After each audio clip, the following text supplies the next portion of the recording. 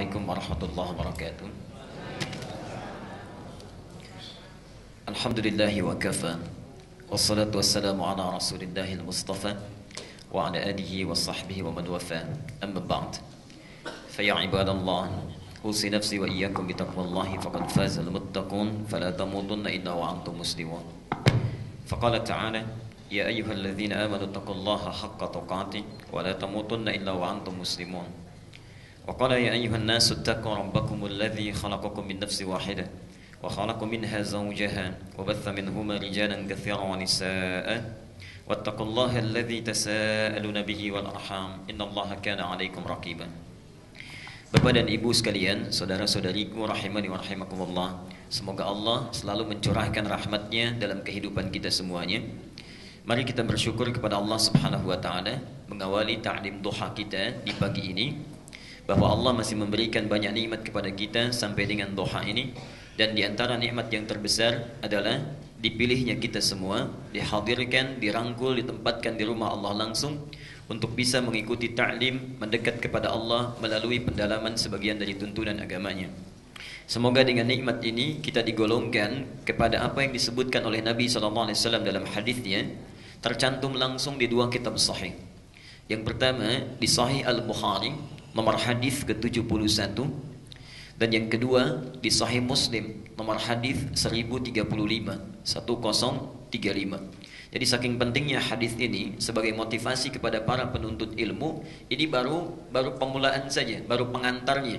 Jadi kalau Anda sudah datang, ini yang didapatkan, ya. Kalau sudah belajar, ada kemuliaan yang lainnya.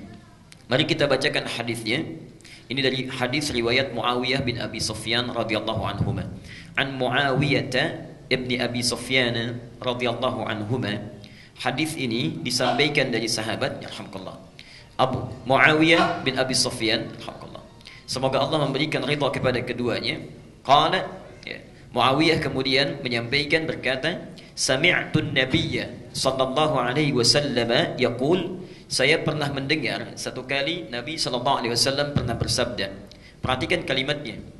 Man yuridillahu bihi khaira yufaqqihhu fid din. Man yuridillahu bihi khaira. Siapapun, kalau ada kata man di dalam bahasa Arab, itu artinya umumnya menunjuk kepada orang, makhluk tanpa batasan. Jadi mau orang tua ataupun yang remaja, mau yang besar ataupun yang kecil, mau yang sepuh ataupun yang masih muda, siapapun. Man yuridillahu bihi khaira. Siapapun yang diinginkan oleh Allah berubah menjadi orang yang baik. Jadi misalnya kalau ada orang dalam pandangan Allah, pemuda yang belum baik, Allah inginkan dia jadi baik. Orang tua yang belum baik, di akhir masa hidupnya Allah inginkan dia berubah menjadi baik dalam pandangan Allah, ya. Anak-anak yang belum baik, Allah inginkan dia menjadi orang yang baik dalam pandangan Allah, bukan dalam pandangan manusia. May yuridillahu bihi khaira. Siapapun yang diinginkan oleh Allah berubah menjadi orang baik, memiliki sifat-sifat kebaikan, perhatikan tandanya, yufaqqihhu fid din. Yufaqqihhu fid din. Maka Allah akan pahamkan ia mengenai urusan agamanya, mengenai ketentuan agamanya. Kata para ulama hadis, yang dimaksud dengan yufaqqihhu fid din di dalam hadis ini, dia akan diberikan bimbingan oleh Allah, mau belajar tentang agamanya, sehingga mengerti dan paham tentang perintah dan larangan Allah, al-amru wan nahi. Dia tahu apa yang benar, apa yang salah. Dia mengerti apa yang harus dikerjakan, apa yang mesti ditinggalkan. Dia paham ini tuntunan yang harus kemudian diikuti, ini hal yang kemudian harus ditinggalkan dalam hidupnya. Nah, Bapak dan Ibu sekalian, ada dua hal penting kemudian yang mesti kita garis bawahi di hadis ini. Yang pertama, kata para ulama hadis, hadis ini sekaligus menegaskan kepada kita bahwa kebaikan-kebaikan dunia itu belum tentu menjamin kita dipandang baik dalam pandangan Allah Subhanahu wa taala. Saya beri contoh, misal, harta kita bertambah. Kemarin tidak punya motor, sekarang punya. Kemarin baru punya motor, sekarang punya mobil. Itu belum tentu jadi tanda kebaikan dalam pandangan Allah, walaupun orang-orang di sekitar kita memandang kita meningkat kadar kehidupannya. Kalau orang ini walaupun meningkat hartanya, dia tidak paham tentang agamanya. Dia tidak tahu bagaimana cara salat yang benar. Dia tidak paham tentang tuntunan zakat. Dia tidak mengerti tentang keutamaan umrah dan haji dan sebagainya. Maka menurut Allah ini belum menjadi orang yang baik dalam pandangannya. Demikian juga seorang yang meningkat kedudukannya, Anda para ayah misalnya promosi jabatan, meningkat kedudukannya, bertambah kemuliaannya dalam pandangan manusia, tapi dia tidak mengerti mana yang benar, mana yang salah, mana yang haram, mana yang halal, mana yang riba, mana yang dibenarkan. Subhanallah, orang seperti ini, kata Allah, ditegaskan dalam lisan Nabi, belum menjadi orang yang baik dalam pandangan Allah dan Rasulnya. Nah, makna kedua, ketika Allah menginginkan orang-orang ini menjadi baik, ternyata subhanallah, akan dirangkul orang ini, diberikan taufik untuk mau belajar agama.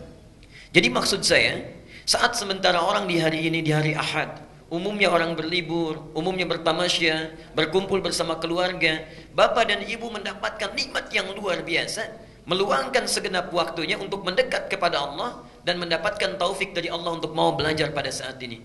Itu tandanya Allah sudah menginginkan bapak dan ibu menjadi orang yang baik dalam pandangannya. Tidak cukup dengan amin. Kalau sudah hadir di sini, Allah berikan pada bapak dan ibu, orang lain belum diberikan, sudah dirangkul, ditempatkan, itu mesti dibuktikan. Karena nikmat itu, iman itu bersanding dengan amal. Buktinya apa? Ya. Karena itu ketika hadir di sini, sudah dianggap kita sebagai pengantar orang yang baik. Ayo kita buktikan melalui ta'lim ini, pahami apa yang disampaikan, ikuti apa yang dituturkan dan amalkan dalam kehidupan kita. Amalan itulah menjadi pembuktian kita sudah menjadi baik dalam pandangan Allah Subhanahu wa taala. Kalau sudah dihimpun, diantarkan, ditempatkan, dikukuhkan, diberikan kesempatannya, belum juga tersentuh untuk berubah menjadi orang yang lebih baik dalam pandangan Allah dan Rasulnya, dengan cara apa lagi Allah memaksa kita untuk menjadi orang yang baik. Karena itu bertakwalah kepada Allah. Mari kita fokus untuk belajar. Yang pertama, ikhlaskan diri kita, dan jangan sertakan motif yang lainnya sebelum kita menghadap kepada Allah dengan pelajaran ini. Ingat, keikhlasan itu banyak manfaatnya. Satu, tentunya akan melahirkan pahala yang berlimpah kepada kita. Ya. Quran surah Al-Bayyinah ayat yang kelima, wa ma umiru illa liya'budullaha mukhlishina lahuddin. Dan tidaklah kalian diperintahkan untuk beribadah kepada Allah, dan ta'lim bagian dari ibadah, ya, kecuali melakukannya dengan berusaha dengan semaksimal keikhlasan yang dapat dimungkin kita lakukan, ya. Yang kedua, ikhlas itu nanti akan membuka kecerdasan, sehingga apa yang kita dapatkan dari ta'lim itu langsung mengalir ke dalam jiwa, ya. Karena ada orang yang datang misalnya ke majlis ilmu, dia cuma datang dengarkan, masuk telinga kanan, keluar telinga kiri, keluar lagi, itu antara masuk dengan sama hampir tidak ada perbedaan. Ya. Bahkan ada di antaranya yang masuk telinga kanan, itu nggak masuk, keluar lagi dari kanan. Ya. Ada yang seperti itu. Ya. Karena itu motif-motif yang datang sebelum hadir ke sini itu tanggalkan dulu. Ada motif ingin ketemu teman, ada motif hanya ingin tahu di mana Masjid Al-Ihsan, ada motif hanya ingin tahu siapa ustadznya dan sebagainya. Tanggalkan di luar, simpan saat masuk ke rumah Allah, hubungan kita hanya dengan Allah. Lakukan ikhlas karena Allah, maka Allah akan tanamkan ilmu itu ke dalam diri kita. Karena itu di dalam Quran, ilmu tidak pernah disebut dengan pencarian kita. Sekali lagi, di dalam Quran, ilmu tidak pernah disebut dengan pencarian kita kalau sudah kita dapati. Tapi selalu disebut oleh Quran dengan pemberian dari Allah dan disandingkan dengan keimanan. Perhatikan Al-Mujadalah di ayat yang ke-11-nya. Ya ayyuhalladzina amanu idza qila lakum tafassahu fil majalisi fafsahu yafsahillahu lakum wa idza qila anshuzu fansuzu yarfa'illahu alladhina amanu minkum walladzina utul ilma. Bahasa Qur'annya utul ilma. Utu itu yang diberi. Bukan kita yang mendapatkan, tapi yang diberikan. Dan Allah kenapa mengawali ayat ini dengan iman? Hanya akan memberikan ilmu yang bermanfaat itu kepada orang-orang yang beriman dan ditunjukkan dengan kualitas keikhlasannya. Mudah-mudahan Allah memberikan taufik kepada kita untuk mengawali kajian di pagi ini sehingga bisa disampaikan dengan mudah, ada manfaat dan bisa kita praktekkan dalam kehidupan kita. Bapak dan Ibu sekalian, materi terbaik yang bisa kita bahas setelah membahas Al-Quran adalah tuntunan hidup sesuai dengan sunnah Nabi SAW. Karena itu yang diperintahkan oleh Al-Quran. Baik. Quran surah ke-59 Al-Hashr ayat ke-7. Sudah? Quran surah ke-59 Al-Hashr ayat ke-7. Perhatikan dalilnya. Jadi kalau antum ditanya mengaji apa di pekan keempat, tuntunan sunnah Nabi, apa dalilnya? Ada enggak petunjuknya di Quran? Dalilnya diantaranya Quran surah ke-59 Al-Hashr ayat ke-7. Wa ma atakum rasulu fakhudhuhu wa ma nahakum anhu fantahu. Okay. Alhamdulillah. Dan apapun yang disampaikan oleh Rasulullah sallallahu alaihi wasallam itu sebagai petunjuk kehidupan, maka ambil dan terapkan. Ya. Fakhudhuhu, pegang kuat. Ya. Khudhu itu artinya bukan sekedar diambil, tapi pegang kuat. Dipegang kuat, praktekkan dalam kehidupan. Itu bukan sekedar petunjuk solat, bagaimana solatnya seperti Nabi, ya. Zakatnya seperti Nabi, haji umrahnya seperti Nabi. Tapi dari setiap bangun, mulai dari tidurnya sampai tidur kembali, bagaimana supaya kita bisa menjalaninya seperti Nabi SAW mencontohkannya. Ya. Bangun dari tidur, bagaimana Nabi mengajarkannya. Saat kita kemudian berangkat, masuk kamar mandi, ke toilet, bagaimana Nabi mencontohkannya. Saat makan, bagaimana Nabi mencontohkannya. Wa ma atakum rasulu fakhudhuhu. Apapun yang disampaikan oleh Rasulullah, maka ambil dengan kuat dan terapkan dalam kehidupan kita. Wa manahakum anhu fantahu. Sedangkan apa yang dilarang oleh Rasulullah SAW, maka tinggalkan dan jangan terfikirkan untuk dikerjakan. Orang-orang yang seperti ini, maka akan diangkat derajatnya oleh Allah, bukan orang biasa, tapi langsung disebut oleh Al-Quran orang-orang yang dicintai oleh Allah Subhanahu Wa Taala. Ya. Jadi bedanya orang yang cuma belajar pelajaran biasa dengan belajar sunnah Nabi. Jadi apapun yang dilakukan Nabi, saya ikuti. Bagaimana Nabi makan, saya ikuti. Nabi berjalan, saya ikuti. Ya, Subhanallah.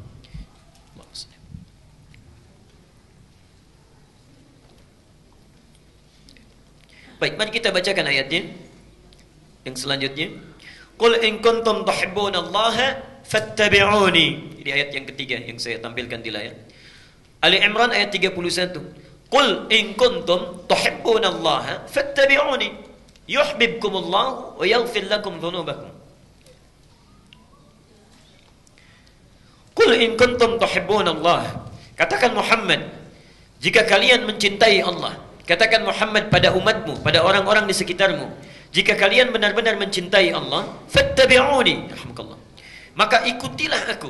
Kalimatnya umum, ittabi'uni, ikutilah aku. Jadi ikuti segala apa yang disampaikan oleh Nabi, segala dalam seluk kehidupan Nabi. Perhatikan ketika antum mulai bisa menjalani ini, misal bangun tidur seperti Nabi mencontohkannya, kita ikuti. Kemudian makan seperti Nabi mencontohkannya, kita ikuti. Ibadah ritualnya seperti Nabi mencontohkannya, kita ikuti. Apa yang disampaikan oleh Allah? Lihat di Ali Imran 31. Yuhibbukumullahu wa yaghfir lakum dzunubakum. Yuhibbukumullahu, Allah pasti akan cintai kalian. Ada yang masih ada urusan dunia, silakan di luar dulu, baru kemudian setelah selesai masuk, ya. Jadi handphonenya disimpan dulu, obrolannya disimpan dulu, ya. Silakan urusan dunianya disimpan di luar, baru kemudian setelah siap kita siap untuk belajar. Kalau belum siap belajar, saya tunda 5 menit, kemudian siapkan dulu. Setelah siap, mari kita lanjutkan kembali. Siap insyaallah? Baik, supaya tidak ada komunikasi dari dua arah, ya. Baik. Nanti kalau ada yang tercatat atau yang terlewatkan dalam catatan, insyaallah kita ada sesi tanya jawab, nanti bisa ditanyakan. Oke? Qul in kuntum tuhibbunallaha, kata Al-Quran, katakan pada siapapun yang mengaku mencintai Allah, fattabi'uni, maka ikuti aku, ikuti Nabi. Kalau ada orang yang sudah bisa mengikuti Nabi dalam hidupnya, perhatikan kalimatnya, yuhibbukumullahu, maka Allah akan mencintai orang-orang itu. Kalau Allah sudah cinta pada orang itu, apa yang pertama diberikan oleh Allah? Perhatikan. Wa yaghfir lakum dzunubakum. Pasti dosa sebesar apapun akan Allah ampuni saat itu. Anda bisa bayangkan, biasanya kalau di dalam Al-Quran Allah akan mengampuni dosa, itu biasanya bertahap, tidak sekaligus. Wa yaghfir lakum min dzunubikum. Misal di Al-Anfal ayat 29. Wa yaghfir lakum min dzunubikum. Biasanya pakai min. Allah akan mengampuni sebagian dari dosa dulu. Jadi nggak langsung semuanya. Misal ada orang pernah bohong, pernah mencuri, pernah merampok. Ketika dia berbuat taat, bohongnya diampuni, yang merampoknya belum, yang mencurinya belum. Tapi orang-orang yang mencintai Allah, mengikuti sunnah Nabi, begitu dia memiliki dosa, wa yaghfir lakum dzunubakum, minnya dibuang oleh Al-Quran. Minnya dibuang. Kalau minnya dibuang, itu artinya bukan 1-2 yang diampuni, tapi segala dosa yang dia bawa pada saat itu Allah gugurkan. Subhanallah. Jadi ini yang pertama kali diberikan. Bapak dan Ibu sekalian, saya kemarin baru datang dari Tanah Suci. Saya khususkan pada Bapak dan Ibu yang di Al-Ihsan dan beberapa tempat yang saya isikan. Demi Allah saya katakan, saya di Madinah hampir setiap malam saya berusaha datang ke Raudhah. Kemudian Di karpet hijau itu saya memohon, mengangkat tangan, bermohon kepada Allah, meminta agar siapapun yang belajar dijadikan umat-umat Nabi yang bisa mengikuti sunnah Nabi SAW. Kalau saya sudah datang ke sana, berdiri di karpet hijau, meminta dalam keheningan malam, memohonkan kepada Allah supaya kita bisa menjadi pengikut sunnah Nabi. Kalau dengan sampai hadir di sana ibu bapak belum mau juga untuk memulainya, dengan cara apa lagi saya mesti bisa memberikan apa yang bisa saya sampaikan? Ya. Karena itu bertakwalah kepada Allah. Mari kita mulai untuk bisa memperbaiki keadaan kita seperti Nabi mengajarkannya. Semoga yang pertama Allah mencintai kita dalam hidup, menggugurkan dosa-dosa kita, dan memudahkan setiap kehidupan kita sebelum pulang menghadap Allah. Apa yang perlu kita teladani? Bukan satu, bukan dua, dijawab oleh ayat Al-Quran di Al-Ahzab ayat 21 yang selanjutnya. Perhatikan kalimatnya. Laqad kana lakum fi Rasulillahi. Tayyib. Saya sudah awalkan ini di awal pertemuan, sudah pernah disampaikan. Kata uswah bisa dibaca dengan dua cara. Untuk mengingatkan saja. Satu, riwayat Hafiz dari Asim membaca dengan uswah, harakatnya di atas. Riwayat Qalun dan Warash dari Nafi' itu membaca dengan iswah, harakatnya di bawah. Kalau atas, yang ada di atas menunjukkan tinggi atau rendah? Tinggi. Kalau di bawah, rendah. Kecil atau besar? Lihat hikmahnya. Kenapa ayat ini bisa dibaca dengan dua cara, bawah dan atas, ingin menunjukkan pesan bahwa segala yang melekat pada diri Rasulullah SAW, jangankan yang tinggi-tinggi sifat solatnya yang tahajud sampai bengkak-bengkak kakinya, yang bacaannya itu tidak kurang dari 4 surah, Al-Baqarah, Ali Imran, kemudian An-Nisa dan Al-Maidah. Jangankan yang tinggi-tinggi, yang kecil-kecilnya pun bisa diteladani. Senyumnya, jalannya, cara menolehnya, cara bicaranya. Jadi kita akan mencoba membahas dari mulai bangun tidurnya sampai beliau tidur kembali, apa yang dilakukan oleh Nabi SAW dari yang kecilnya sampai dengan yang besar-besarnya. Semoga dengan itu kita bisa mengikuti tuntunan Al-Quran dan bisa mendapatkan apa yang telah disebutkan oleh jaminannya dalam Al-Quran dan Sunnah Nabi SAW. Kita evaluasi dulu. Biasa setiap pekan kita bertemu setiap bulan. Sebelum mulai materi yang baru, coba tanyakan pada diri kita masing-masing tanpa perlu menunjuk orang lain. Sampai hari ini, berapa persen yang sudah kita amalkan dari kajian kita? Yang pertama masih ingat, amalan saat bangun tidur? Ya. Kalau yang belum mengamalkan, kita ingatkan kembali. Satu, tidak langsung bangun tapi duduk dulu. Ini sunnah Nabi-nya. Kemudian yang kedua, mengusap mata bekas ngantuknya. Baru setelah itu membaca doa bangun tidur. Masih ingat doanya? Alhamdulillahilladzi ahyana ba'dama amatana. Paham artinya? Baik. Jadi bukan hanya diucapkan, tapi ketika mengucapkan ada komitmen dalam diri kita. Coba diputar lagi kajian yang di awal-awal. Ketika mengucapkan Alhamdulillah, itu artinya syukur kita diberikan kesempatan untuk memperbaiki yang kurang-kurang yang kemarin terlewatkan. Karena itu setelah sholat astaghfirullah, bangun tidur Alhamdulillah. Karena kemarin mungkin ada dosa yang belum sempat diselesaikan. Salah pada kawan yang belum minta maaf, utang yang belum dilunasi. Allah kasih kesempatan lagi sekarang untuk hidup. Kalau sudah diberi kesempatan masih berbuat salah juga, dengan cara apa lagi mesti diberi kesempatan? Karena itu kita bersyukur saat mulai bangun. Alhamdulillahilladzi ahyana. Ya Allah, saya syukuri segala nikmat ini. Engkau hidupkan kembali saya setelah Engkau wafatkan sementara. Berjanji kita, ba'dama amatana wa ilaihin nusyur. Kalimatnya pakai nusyur. Nusyur itu artinya beraktivitas, bersiap-siap untuk kembali pulang. Kembali pulang, terhimpun kembali kepada Allah. Artinya kita berkomitmen ketika mengatakan doa itu seakan-akan mengatakan, ya Allah terima kasih diberi kesempatan lagi hidup. Saya akan perbaiki kualitas kehidupan saya hari ini berbeda dengan yang kemarin. Kalau yang kemarin sholat fardu saya para ayah baru sekali berjamaah di masjid, hari ini 5 kali saya tunaikan di masjid. Kalau kemarin belum sempat dengan sunnahnya, sekarang saya kerjakan sunnahnya. Kemarin belum tahajud, sekarang saya akan tahajud. Itu janji kita. Wa ilaihin nusyur. Mudah-mudahan kalau hari ini diwafatkan, kembali kepada Allah dalam keadaan yang lebih baik dibandingkan dengan hari kemarin. Jadi ketika antum membaca doa itu sudah ada komitmen. Artinya kalau orang bangun tidur baca doa ini, tapi ternyata lisannya menyakiti orang lain, bohongnya muncul kembali, pekerjaan yang buruknya hadir lagi, itu artinya belum komitmen dengan apa yang dia ucapkan. Yang seperti ini masuk pada golongan orang-orang yang belum mensyukuri nikmat kehidupan yang Allah berikan. Bertakwalah kepada Allah dengan apa yang telah kita ucapkan. Kemudian yang terakhir, kalau saya sudah siap dengan komitmen itu, apa yang harus dilakukan? Diberikan tuntunan di 10 ayat terakhir di surah Ali Imran. 10 ayat terakhir di surah Ali Imran. Sudah hafal insyaallah? Alhamdulillah. Baik ya. Insyaallah ada yang siap, ada yang senyum, ada yang tertawa. Ini artinya indikasi yang beraneka ragam insyaallah. Baik. Dalilnya tentunya yang lebih lengkap ada di Abu Dawud nomor hadis 1367, ini dari Ibnu Abbas.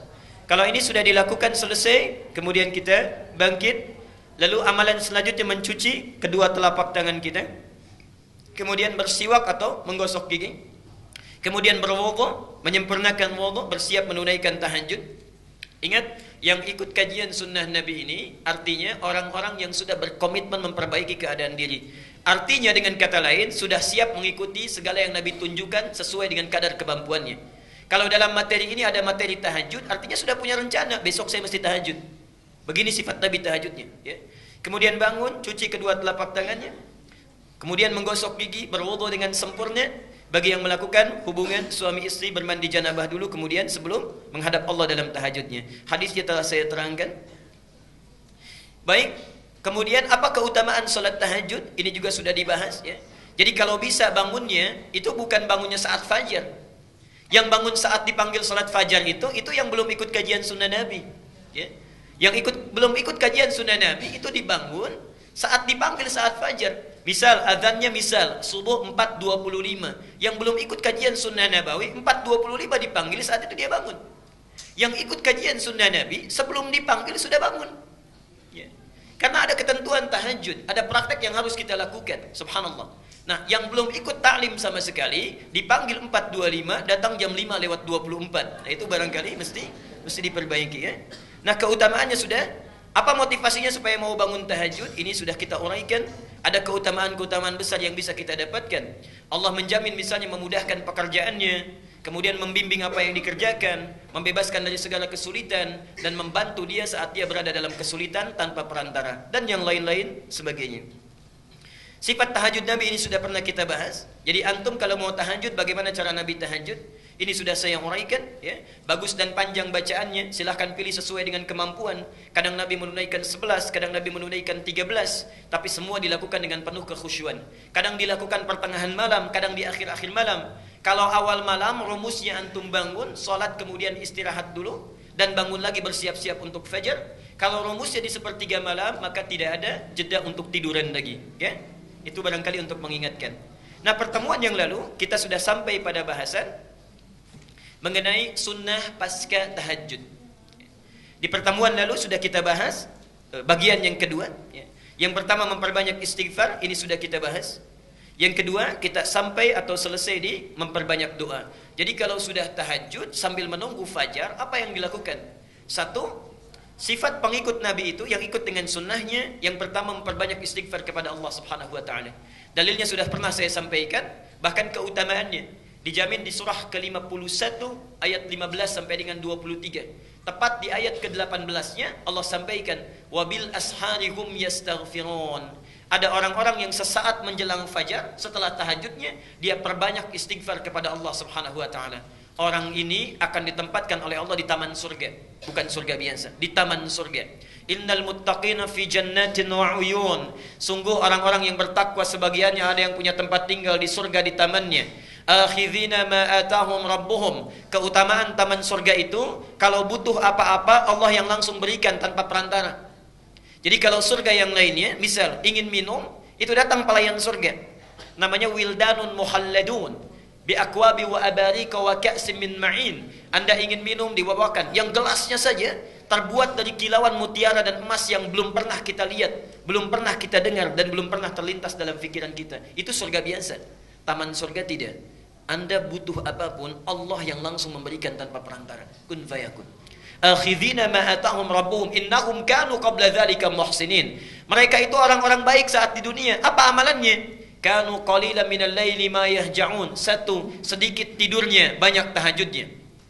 Selanjutnya yang kedua, ini rumusnya. Setelah tahajud, wabil asharihum yastaghfirun. Mereka perbanyak istighfar kepada Allah Subhanahu wa taala.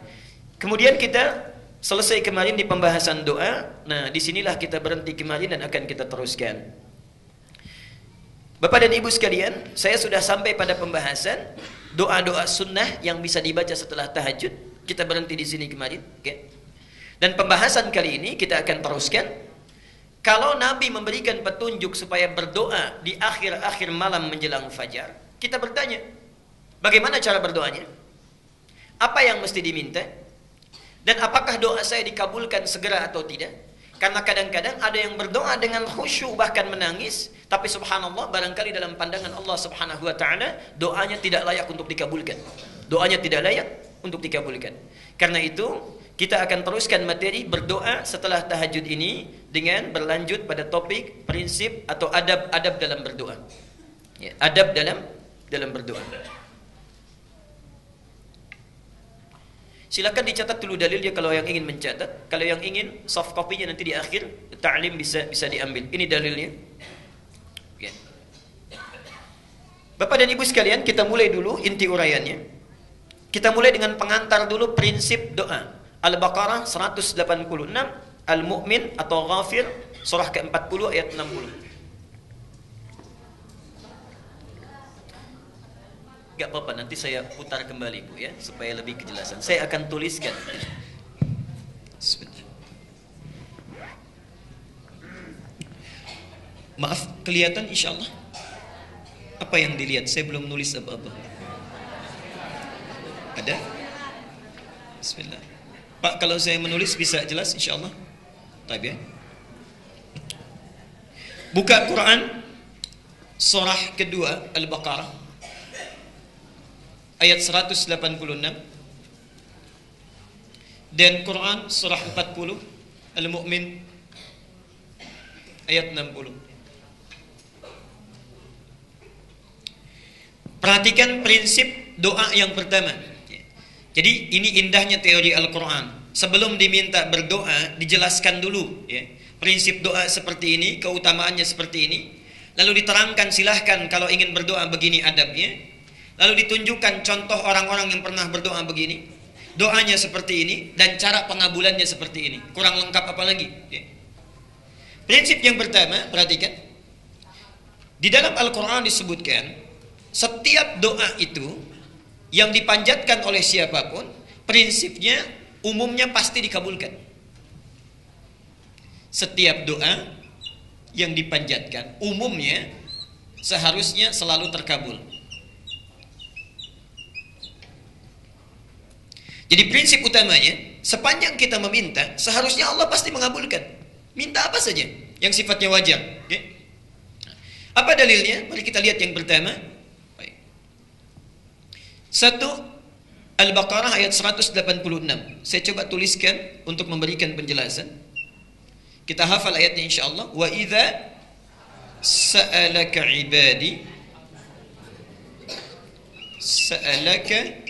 ibadi anni fa inni qarib. Alhamdulillah. Bagian pertama. Bagian kedua poinnya, kemudian ujibu da'watad da'i.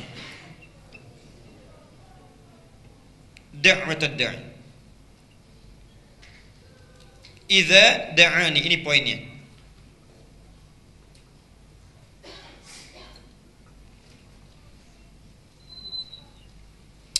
Perhatikan sebentarnya, lalu kita bandingkan dengan di Al-Mu'min atau Ghafir ayat ke-60. Di sini menggunakan kata ujibu, di surat Ghafir menggunakan, perhatikan. Wa qala rabbukum ud'uni astajib lakum. Astajib.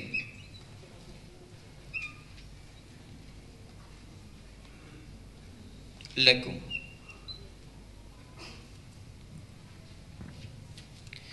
Lihat sini perbedaannya, saya tafsirkan pelan-pelan bagaimana indahnya Allah menguraikan kecenderungan manusia dan jawaban dari doa.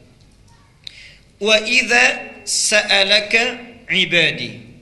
Kalau kita sekedar melihat mushaf terjemahan, maka seringkali diartikan dan bila hamba-hambaku bertanya kepadamu Muhammad, demikian ya terjemahannya. Nah, sekarang perhatikan ya. Untuk mengungkapkan kata bertanya,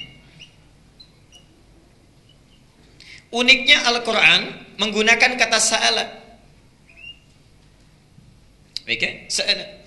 Sa'ala itu di Quran termasuk di dalam bahasa Arab, dalam ilmu bahasa Arab, ternyata tidak hanya mengandung satu arti, bukan sekedar bertanya. Sa'ala itu juga bisa mengandung arti sesuatu yang ingin dimintakan. Jadi bisa berarti bertanya, bisa berarti meminta. Lihat uniknya bahasa Al-Quran.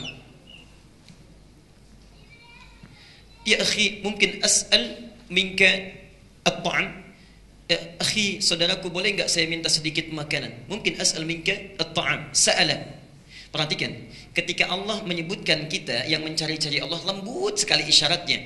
Ya Muhammad, jika ada hambaku bertanya kepadamu, ingin mencari-cari aku, saya ingin tanya, umumnya manusia kalau cari-cari Allah mau apa? Ada maunya. Kalau sedang tidak butuh, lupa. Tapi kalau sedang perlu sesuatu, pasti dicari itu. Tahajudnya rajin, puasanya rajin, mencoba mencari, mencoba menemukan Allah. Ya. Karena itu katanya menggunakan sa'ala. Dan hebatnya, biasanya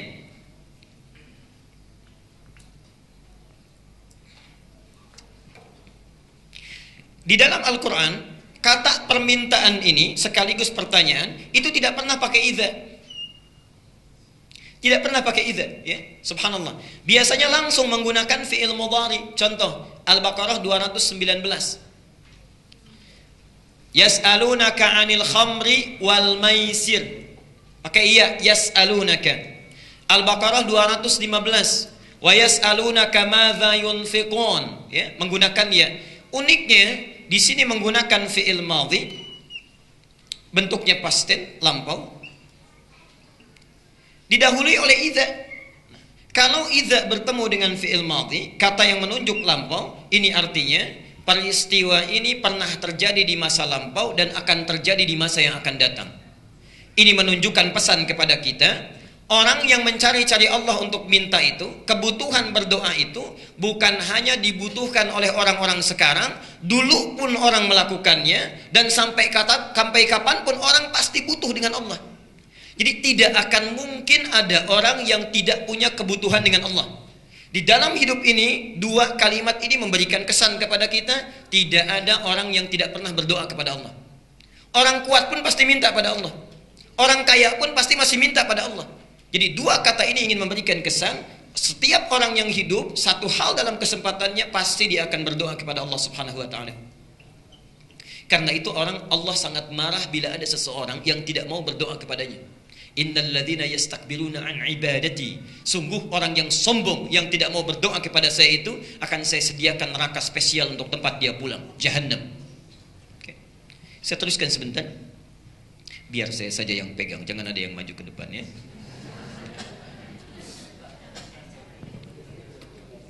Baik. Lanjutkan. Ibadi. Ibad itu jamak dari kata abdun. Apa itu abdun? Kalau disebutkan hamba, yang terbayang, maaf, tinggi atau rendah? Rendah. Hebat atau biasa? Dalam pandangan makhluk, dalam pandangan Allah, ternyata abdun ini gelar tertinggi bagi hamba yang dicintai oleh Allah Subhanahu wa taala. Jadi saat Allah mencintai seseorang, ingin mengangkat derajatnya, itu gelar tertingginya bukan rasul, bukan nabi, tapi abdun. Manusia biasa ada disebut dengan insan. Kalau dipilih untuk dirinya disebut dengan nabi. Kalau diberi misi menyampaikan pada umatnya disebut dengan rasul. Tapi kalau sudah ingin diangkat derajatnya oleh Allah setinggi-tingginya, dirubah kalimatnya menjadi abdun. Karena itulah Rasulullah ketika diangkat untuk Mi'raj tidak dipanggil dengan nabi, tidak dipanggil dengan rasul, tapi dipanggil dengan kalimat tertinggi abdun. Quran surah 17 ayat yang pertama. Subhanalladzi asra bi abdihi, bukan bi rasulihi, bukan bi nabiyhi, tapi yang dipilih bi abdihi. Karena Allah selalu akan mengangkat orang yang merendahkan diri di hadapan Allah, orang yang bersujud di hadapan Allah, dan dia merendahkan dirinya di hadapan Allah saat orang lain memuji-mujinya. Itulah abdun. Nah, jamaknya itu ibad. Subhanallah. Orang yang sekalipun dia dalam hidupnya, mohon maaf ya, ada kemapanan dalam hal yang dia rasakan, tapi masih mau mendekat kepada Allah, orang ini langsung disebut oleh Allah sebagai ibad. Artinya, ciri-ciri orang yang dicintai oleh Allah diantaranya adalah orang yang banyak memohon kepada Allah Subhanahu wa ta'ala. Jadi saat antum bangun dari tahajud, selesai menunaikannya, kemudian berusaha berdoa kepada Allah, meminta kepada Allah, maka kita masuk pada kategori ibadi. Masih ingat di hadis yang kemarin? Orang yang bangun di sepertiga malam, ada hadis qudsinya. Kemudian dia memohon kepada Allah. Apa jawaban Allah? Allah kemudian membentangkan rahmat ke langit dunia. Kemudian mengatakan kepada hambanya, ya ibadi. Panggilannya bukan panggilan amanu lagi, bukan mukminun lagi. Ya ibadi, wahai hambaku, apa yang kamu minta?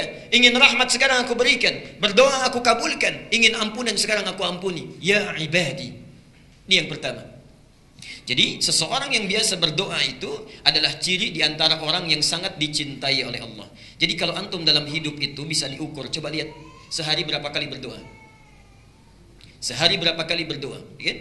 Bagaimana kualitas berdoa kita? Kalau kita berdoa dengan khusyuk dalam keadaan yang baik, maka termasuk dalam golongan orang yang dicintai oleh Allah Subhanahu wa taala, insyaallah. Saya lanjutkan. Perhatikan sini. Wa idza sa'alaka 'ibadi 'anni, Muhammad, apabila ada hamba-hambaku mencari aku untuk meminta sesuatu, fa inni qarib, maka ini subhanallah. Ini yang hebat, ini yang hebat. Biasanya di Quran kalau sudah ada sa'ala itu selalu dengan kul pasangannya. Sudah ada sa'ala selalu kul. Perhatikan, misal saya beri dua contoh yang tadi ayatnya.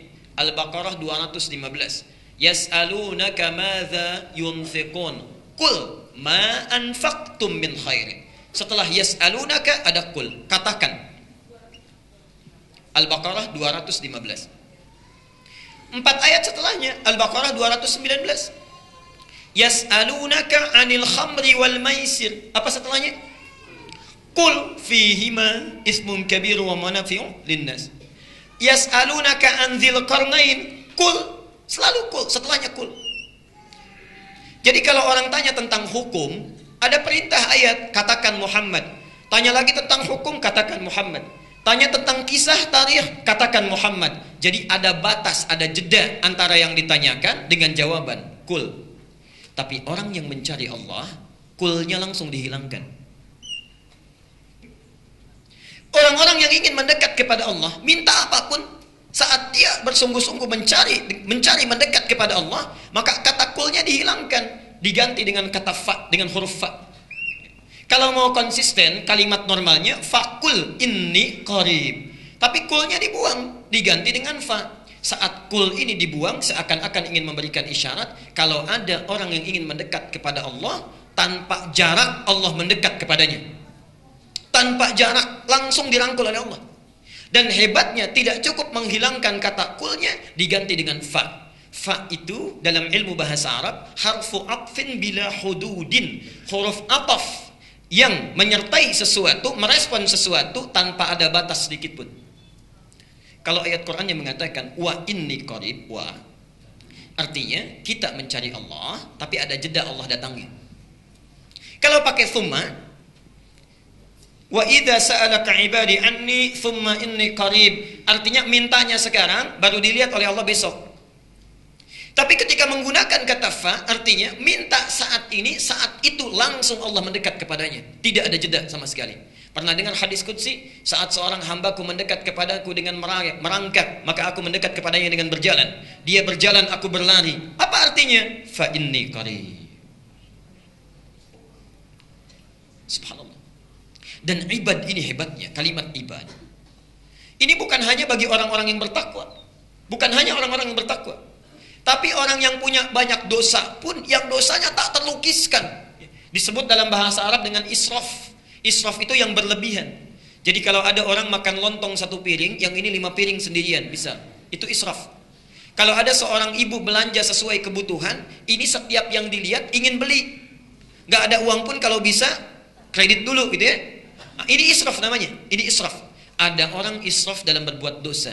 Ini bohong, yang ini mencuri, yang ini merampok, yang ini mabuk. Ini cuman A, B, C, tapi yang si D semua diborong. Mabuk iya, bohong iya, berzina iya, merampok juga iya, subhanallah. Satu kali ingin taubat, turun ayat di Az-Zumar, Quran surah 39 ayat 53. Perhatikan kalimatnya. Qul ya ibadiyalladzina asrafu ala anfusihim. Pakai ibad, masih dipanggil hamba, ibad. Katakan Muhammad pada hamba-hambaku yang telah israf dalam berbuat dosa, la taqnatu min rahmatillah. Kalau masih ingin tobat sini, saya pasti akan rangkul. Jadi antum kurang apa lagi? Misal kalau ada di sini yang dalam hidupnya, maaf ya, mungkin sebelum datang ta'lim, ya Allah saya pernah bohong, ya Allah saya pernah berbuat dosa, ya Allah ya saya pernah mabuk, ya Allah saya berbuat ABC, mungkin tidak saya diampuni. Turun ayat itu. Hei, kamu jangan khawatir, jangan ragu, sepanjang mau datang sini saya ampuni. Karena itu digunakan kalimat ibadah. Nah, Bapak Ibu sekalian, seakan-akan ayat ini ingin menyampaikan ini hukum berlaku universal tanpa batasan. Orang yang bangun di keheningan malam memohon kepada Allah, tak peduli apakah dia seorang pemabuk, pembunuh, perampok yang ingin bertobat, Allah ampuni saat itu. Orang punya hajat, Allah berikan saat itu. Tapi yang paling hebat adalah, perhatikan jawabannya, ujib da'watad da'i idza da'an. Kata ujib ini kata tidak biasa. Dalam ilmu bahasa Arab disebut dengan fi'il mudhari'. Mudhari' itu artinya punya 3 makna. Kalau dalam bahasa Inggris, satu bisa berarti past tense, bisa continuous, ya, dan future. Dulu, sekarang sedang berlangsung, atau nanti kapanpun dilakukan, kapanpun dimintakan. Subhanallah, ketika kita meminta, dijawab oleh Allah, ujib. Seakan-akan ingin memberikan harapan. Kapanpun hambaku meminta, yang dulu-dulu, sekarang mau minta, atau kapanpun dia minta keesokan hari sampai dia akan berpulang, pasti aku akan kabulkan. Ujib, aku akan jawab. Jadi sifat doa itu, kalau dimintakan kapanpun, pasti akan dijawab. Dan uniknya, di dalam surah Al-Mu'min atau Ghafir ayat ke-60, dirubah juga dengan kata astajib. Jadi ada yang ditampilkan dengan kata ujib, ada yang ditampilkan dengan kata astajib. Ini cara membacanya. 1, 2. 1 ujibu, 2 astajib. Panjang mana? Ujib atau astajib? Saya ulang. 1 ujib, 2 astajib. Panjang mana? 1 atau 2?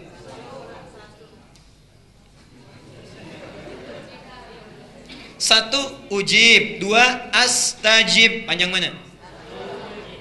Ya?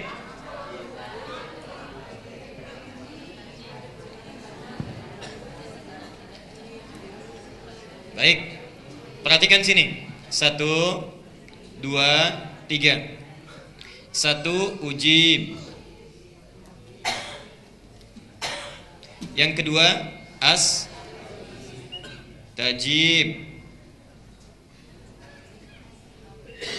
Yang ketiga astajib.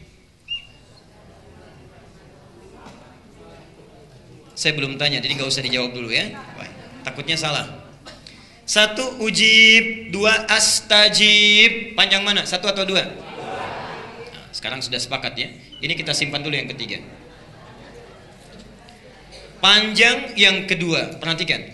Cara Allah menjawab doa seorang hamba, ujib, singkat. Ada orang yang saat meminta langsung dikabulkan. Saat minta langsung dikabulkan. Karena syaratnya terpenuhi. Yang kedua doanya wajar, saat itu dia butuhkan. Tapi ada orang yang saat meminta, saat ini saat berlangsung doa belum dikabulkan. Karena menurut Allah barangkali belum siap dia untuk menerima apa yang dimintakan. Mungkin nanti seminggu kemudian setelah siap baru diberikan. Ibu bapak punya anak SD baru kelas 6, minta motor, dikasih tidak? Belum tentu dikasih. Setelah dia SMA kelas 1 dikasih. Baik, saat dia kelas 6 SD kita memang punya, uangnya ada, motornya bisa dibeli, tapi belum siap dia untuk menggunakannya. Kita tunda itu sampai dia siap menggunakannya. Kadang-kadang apa yang kita mintakan itu dipandang oleh Allah, kalau saya berikan sekarang ini orang belum siap. Belum siap. Diberikan nanti saat dia siap. Untuk kesiapannya ada di dunia, kadang-kadang kesiapannya diberikan saat di akhirat nanti. Turunlah hadis menyampaikan, tidaklah seorang hamba berdoa kepada Allah kecuali, perhatikan apa yang saya uraikan di atas. Ada yang langsung dikabulkan saat itu juga. Ada yang ditunda sampai dia siap. Ada yang kemudian ditangguhkan di akhirat, diberikan yang lebih hebat dibandingkan apa yang dia mohonkan. Nah, karena itu Bapak Ibu sekalian, perhatikan. Yang ini untuk menjawab yang langsung dibutuhkan. Yang astajib untuk menjawab apa yang tertunda yang belum didapatkan saat ini. Bisa esok lusa, bisa di akhirat, atau diganti dengan apa yang kita butuhkan dibanding apa yang kita inginkan. Tapi yang paling hebat, perhatikan, iya-nya dibuang. Kalimat normalnya seharusnya astajib, tapi ya-nya dibuang. Untuk meyakinkan sifat Allah yang beda dengan makhluk. Kalau makhluk begini, misal Bapak minta, Ustaz, boleh nggak saya minta ini besok ya? Percaya nggak? Belum tentu. Belum tentu. Ada orang yang percaya, ada orang yang was-was. Benar nggak ya? Oke? Makhluk kadang-kadang kalau menjanjikan sesuatu belum tentu sepenuhnya percaya. Ya. Mohon maaf, jangankan yang biasa, Ustadz saja kalau sudah ngasih tahu, Ustadz nanti datang, insya Allah masih di SMS juga, di telepon juga, dipastikan juga. Artinya kurang yakin. Ya. Nah karena itu untuk membedakan sifat manusia dengan sifat Khalik Allah, ya-nya dibuang, astajib. Ketika ya-nya dibuang untuk meyakinkan pasti saya jawab walaupun bukan saat ini. Jadi berdoa itu nggak ada ruginya. Kalau nggak sekarang besok nanti dapatnya. Kalau nggak sekarang yang lainnya akan didapatkan. Jelas sampai sini? Jadi prinsip yang pertama, setiap orang berdoa itu pasti dikabulkan. Baik.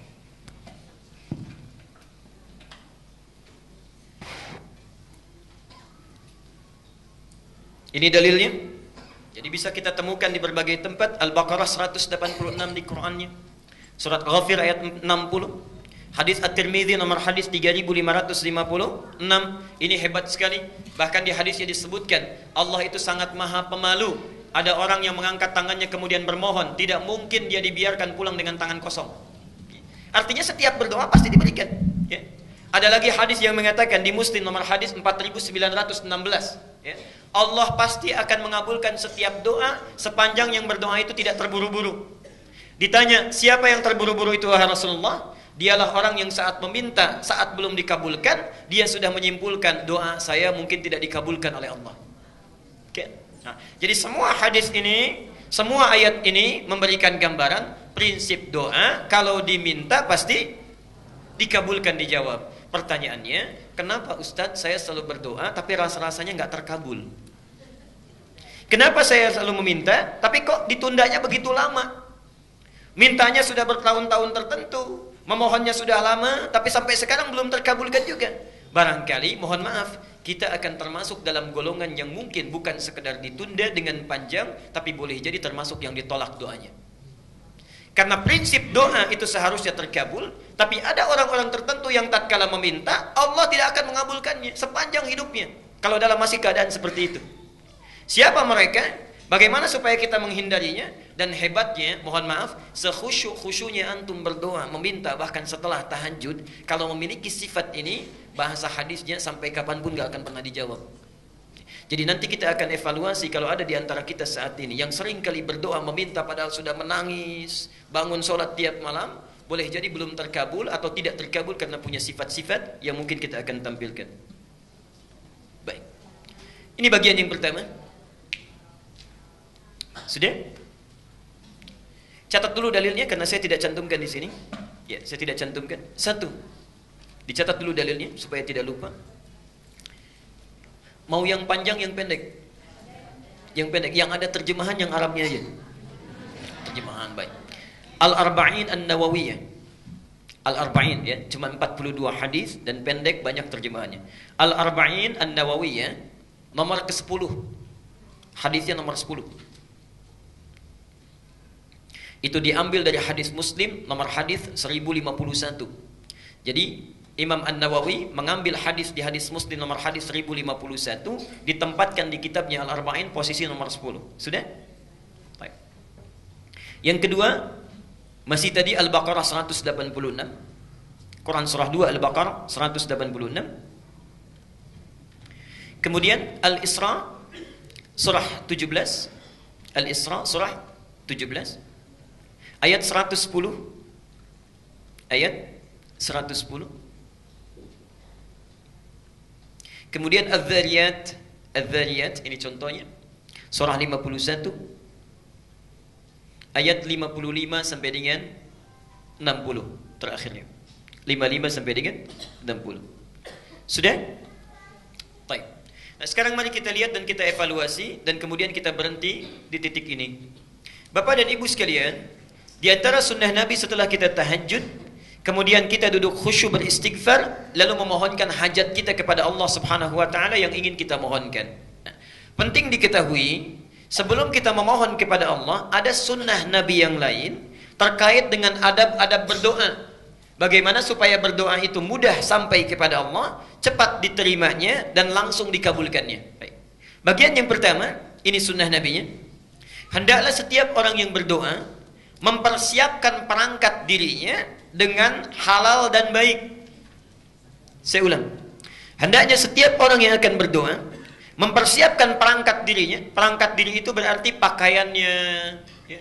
Kemudian apa yang dia kenakan, apa yang dia makan, ya, apa yang ada di sekitarnya. Jadi sebelum berdoa pastikan dulu itu halal, pastikan baik, ya.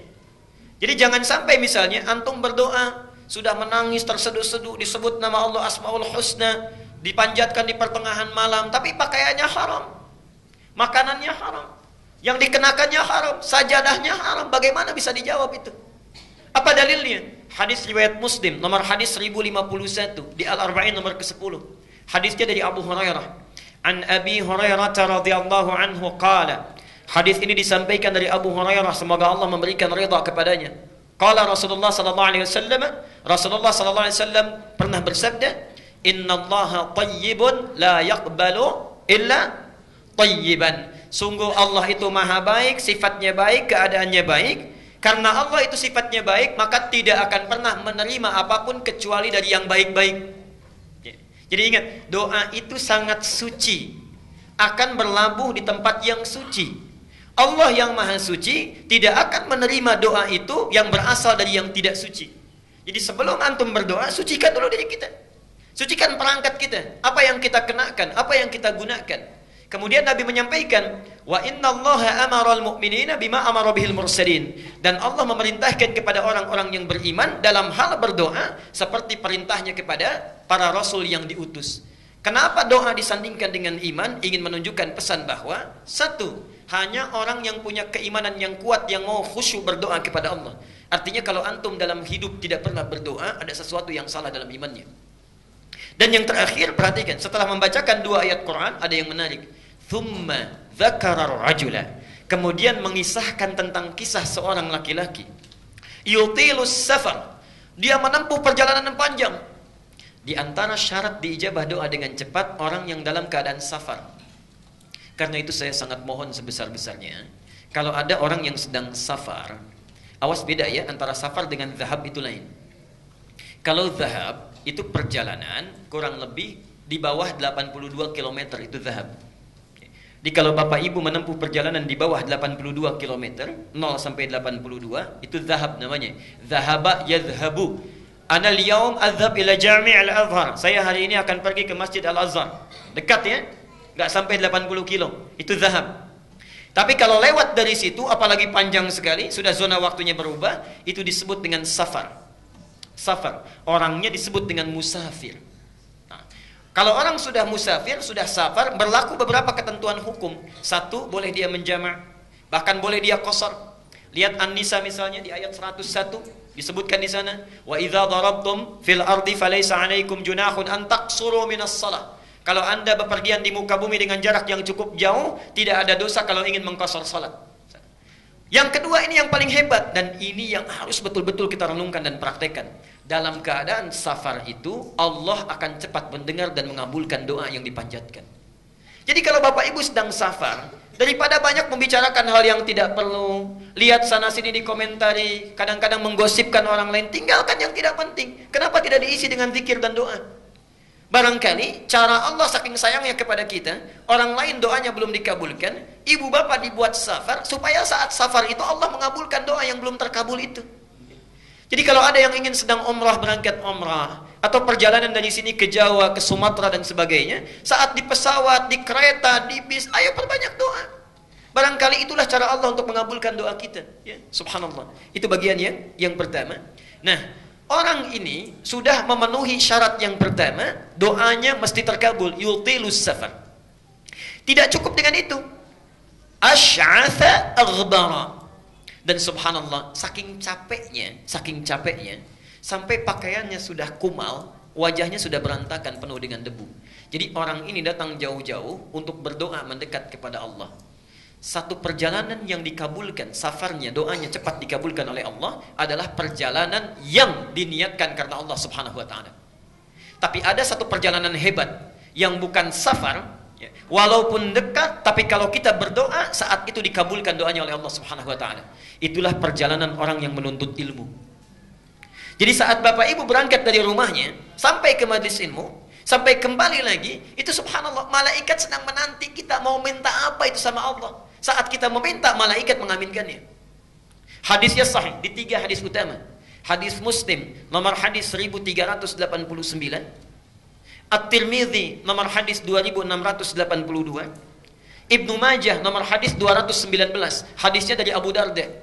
Ini ada orang yang jalan kaki dari Madinah datang ke Syam, ke Syria, Damaskus, ya. Sekarang Syria, Palestina, Jordania, Syria disebut dengan Syam, ya, dulu. Datang ke sana karena mendengar informasi ada sahabat Nabi Abu Darda, Umar nama aslinya, ya. Darda itu laki-laki perempuan. Tuh, kita sudah keliru. Laki-laki perempuan. Laki-laki itu sudah keliru kan? Saya ulang sekali lagi. Laki-laki perempuan? Perempuan. Tahu dari mana? Pastikan dulu, kita lihat dulu sumbernya, ya. Ingat, Imam Muslim pernah membuat kitab di Sahih Muslim, ya, babnya namanya Kitabul Masaqat. Bab al-isnadu minad din. Kalau belajar apa-apa ditelusuri dulu ilmunya dari mana, sumbernya dari mana. Darda itu bukan laki-laki tapi perempuan. Perempuan. Jadi sahabat Nabi ini asalnya orang yang sangat kaya, punya toko banyak, melimpah hartanya. Saat Nabi datang belum masuk Islam. Singkatnya satu kali, subhanallah, singkatnya beliau masuk Islam berubah menjadi zuhud, ya. Segala hartanya disedekahkan, mendekat kepada Allah, subhanallah. Harta yang dia kumpulkan digunakan untuk kepentingan Allah dan Rasulnya. Dan yang paling hebat ada 2 hal. Satu, punya teman karib yang selalu menunjukkan kepada kebaikan. Ini contoh bagi kita. Silahkan nanti lihat di Riyadhus Shalihin, itu ada pembahasannya. Teman karibnya Salman Al-Farisi. Ada bab, Imam An-Nawawi menempatkan hadis ini, menyampaikan bab 31 kalau tidak keliru. Salman berkunjung ke rumah Abu Darda. Saat itu Abu Darda sedang puasa. Ketika Salman disuguhi, kata Abu Darda, silahkan makan. Kata Salman, kenapa engkau tidak makan? Saya puasa, saya tidak akan pernah makan sebelum engkau juga makan bersama saya. Ada banyak kisah yang bisa kita gali itu. Nah, Abu Darda ini kenapa disebut dengan Abu Darda? Karena Uwaimir ini punya putri perempuan yang sangat cantik, luar biasa, namanya Darda. Darda inilah ditaksir banyak orang, sampai saat itu ditaksir oleh gubernur Syams. Tidak perlu saya sebutkan orangnya. Ditaksir ingin dinikahi, maharnya besar luar biasa, tapi subhanallah ditolak oleh Abu Darda ini dengan kalimat yang sangat indah sekali. Saya sudah merawatnya puluhan tahun untuk dekat dengan Allah. Sekarang dia sudah baik. Saya tidak ingin titipkan pada keadaan seseorang yang kalau dia menjadi pasangan anak saya, bisa lupa dia dengan ketaatan yang telah saya bina itu. Anda bisa bayangkan. Kalau Bapak Ibu misalnya punya anak perempuan, dilamar oleh orang kaya, punya kedudukan besar, segala bisa dikabulkan, diterima atau sulit untuk ditolak? Hah? Baik. Diterima atau sulit untuk ditolak? Lihat, Abu Darda menitipkan harapannya kepada Allah. Menitipkan harapannya kepada Allah. Dunia besok lusa berakhir. Lihat pikiran panjangnya. Jadi visi seorang mukmin itu mesti panjang. Antum ngitung-ngitung dunia, pernah nggak ngitung-ngitung akhirat? Saldo bank saya sekarang sekian, oh debitnya sekian, kreditnya sekian, saldo sekian. Pernah nggak ngitung saldo akhirat kita sekarang berapa? Ya Allah, debit saya sekarang, oh ini semalam nggak tahajud berarti nggak dapat. Ya subuhnya kesiangan berarti yang dapat pahala sekian, dosanya sekian persen. Saldonya berapa? Orang cerdas itu makanya disebut oleh Quran tuh ulul albab. Ulul albab itu yang bukan cuma ngitung-ngitung dunia, tapi pikirannya langsung tersambung ke alam akhirat. Visinya jauh. Visinya jauh. Abu Darda punya visi jauh. Sekarang kamu jadi gubernur, bagaimana kalau sudah menikah pimpinan berganti? Jauh visinya. Dititipkan kepada orang soleh, menikah dengan orang itu, lahirlah keturunan-keturunan yang soleh. Dan subhanallah, Bapak Ibu sekalian, Abu Darda hafal banyak hadis. Di antara hadisnya ada yang tidak diketahui oleh sahabat manapun. Orang ini datang dari Madinah, subhanallah, kota Nabi, berjalan kaki, Pak, Bu, bayangkan. Tadinya naik unta, kemudian dijual untuk bekal, jalan kaki. Jarak Madinah ke Syria sekarang kurang lebih sehari semalam kalau pakai bis. Kalau jalan kaki kira-kira berapa lama? Jangan dulu dijawab, sudah pernah atau belum? Okay. Dan jangan bayangkan situasinya seperti sekarang. Subhanallah. Datang jalan kaki, sampai di sana bertemu Abu Darda, terlihat seperti orang kecapean, kelelahan dalam fisiknya, tapi wajahnya memancarkan senyuman. Orang ini, kata Abu Darda, "Ya akhil karim, a'indaka haja?" Saudaraku, Anda punya keperluan apa katanya? Kata orang ini langsung singkat, padat, lugas, tegas. Uridul hadis. Saya pengen hadis. Saya dengar ada hadis yang pernah disampaikan oleh Anda, tidak dimiliki oleh sahabat yang lainnya. Uridul hadis. Saking bingungnya Abu Darda, jauh-jauh jalan kaki ke sini cuman pengen satu hadis. Kata Abu Darda ditanya, "A'indaka haja ukhra?" Apa Anda tidak punya kebutuhan yang lainnya? La, faqat uridul hadis. Tidak, saya cuman pengen hadis saja. Menjaga keikhlasannya, tidak melekatkan dengan motif yang lainnya. Uridul hadis. Subhanallah. Perhatikan, orang jalan kaki tidak ada fasilitas yang memadai untuk mendapatkan satu hadis saja ditempuh perjalanan. Untuk dapat satu hadis. Antum yang fasilitasnya banyak, yang punya sepeda, yang punya motor, masjidnya bahkan ada yang di samping rumahnya, saat ta'lim fasilitasnya bagus, direkam juga, ustadznya datang sendiri, masih nggak mau tersentuh untuk ta'lim. Dengan cara apa lagi? Dengan cara apa lagi mesti difasilitasi? Dan itu bukan 1-2 hadis, kadang-kadang satu pertemuan bisa 3-5 hadis. Ada muridnya Imam Malik datang. Saya ingin hadis katanya. Ditolak oleh Imam Malik, tidak. Nunggu di luar sampai bosan, kata Imam Malik pada yang bantu beliau, khadim beliau, cambuk dia katanya. Cambuk ini bukan marah, untuk menguji kira-kira masih bertahan enggak. Ketika dicambuk sampai 40 kali, dicambuk, "Anda zalim kepada saya," kata orang ini. "Saya sudah menjual apa yang saya punya." Jadi orang ini menjual apa yang dia miliki, kekayaannya dan sebagainya, hanya untuk menempuh perjalanan supaya belajar hadis pada Anda. Anda zalim pada saya. Baik ya. Kata Imam Malik, kalau begitu saya ingin balas kezaliman saya. Apa yang bisa saya lakukan? Berikan saya hadis sesuai dengan cambukan yang telah tadi diberikan. Jadi dicambuk 40 kali, minta 40 hadis. Begitu disampaikan 40 hadis oleh Imam Malik, kata orang ini, "Tolong cambuk saya lagi sebanyak-banyaknya." Belum cukup hadisnya. Ada orang yang dicambuk sekedar untuk belajar. Antum tidak pernah dicambuk, dikasih fasilitasnya, bahkan hari Kamis dikasih takjilnya, dikasih buka puasanya, dikasih bukunya, dikenyangkan perutnya, ustadznya datang. Tadi ada pertanyaan, yang nggak puasa boleh buka nggak? Boleh. Gampang, di sini manhajnya sederhana. Yang nggak puasa buka, yang mau dimakan, yang puasa yang makannya. Singkat ya. Baik. Sekarang perhatikan.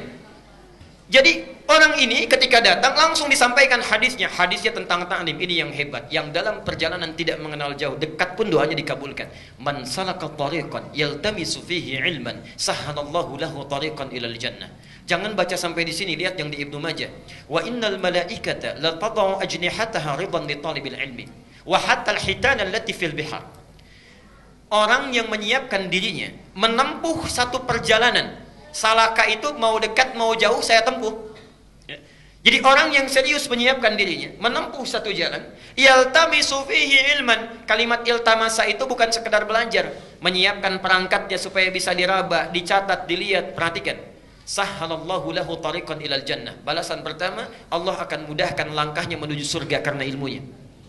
Yang kedua, perhatikan. Wa innal malaikata, setiap dia akan berangkat, malaikat itu membentangkan sayapnya ridwan li talibil ilmi, memberikan ridha kepada para penuntut ilmu. Ridhanya malaikat itu punya 2 makna.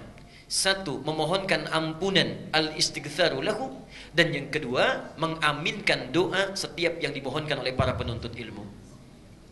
Jadi tolong pakai ini sunnahnya. Setiap berangkat dari rumah sampai sini, sampai pulang lagi, gunakan sunnahnya. Jangan cuma di jalan lihat pohon bagus, dikomentari bagus. Lihat rumah orang-orang yang bangun, kita yang komentar. Lihat orang jalan olahraga, kita bawakan, sampaikan pada teman. Duh, orang itu ya jam segini olahraga, harusnya taklim. Udah ria tuh. Banyak yang dibawa. Kenapa kita tidak gunakan dengan zikir istighfar pada Allah? Perbanyak doa mendekat kepadanya. Subhanallah, itu ta'lim. Nah, orang tadi datang jauh-jauh, itu sudah cukup baginya doanya dikabulkan. Apalagi tujuannya ingin berdoa. Yang lebih hebat, yamuddu yadaihi ila sama, mengangkat tangannya ke langit begini. Tsumma qala, kemudian mengatakan, ya Rabb, ya Rabb, disebut Asmaul Husna. 3 syarat doa mestinya terkabul dengan cepat. Apa kata Nabi? Fa anna yustajabu lidzalik. Gimana doa kamu bisa dijawab? Famat'amu haramun wa mashrabu haramun wa malbasu haramun wa ghudhiya biharamin. Makanannya haram, minumannya haram, pakaian yang dikenakannya haram, dan perangkat kehidupannya berasal dari yang haram. Orang seperti ini, perhatikan kalimatnya. Yustajab itu bukan fi'il madhi tapi fi'il mudhari. Mudhari itu bentuknya past tense continuous future. Jadi orang ini kapanpun meminta, sesulit apapun, menangis darah apapun, gak akan pernah dijawab oleh Allah Subhanahu wa ta'ala selama perangkat hidupnya itu haram. Karena itu bertakwalah kepada Allah. Kita berhenti dulu di bagian yang pertama ini. Jadi kalau antum ingin segera dikabulkan doa oleh Allah, maka coba lihat diri kita sebelum berdoa. Ada yang haram tinggalkan, yang kurang perbaiki, yang sudah bagus pertahankan dalam kehidupan. Saya berhenti dulu, barangkali kita akan dialog dulu. Saya perkenankan kalau ada yang ingin bertanya. Bagi yang menuliskan, silakan dituliskan, nanti bisa dikumpulkan di depan. Ya. Saya perkenankan. Silakan Pak.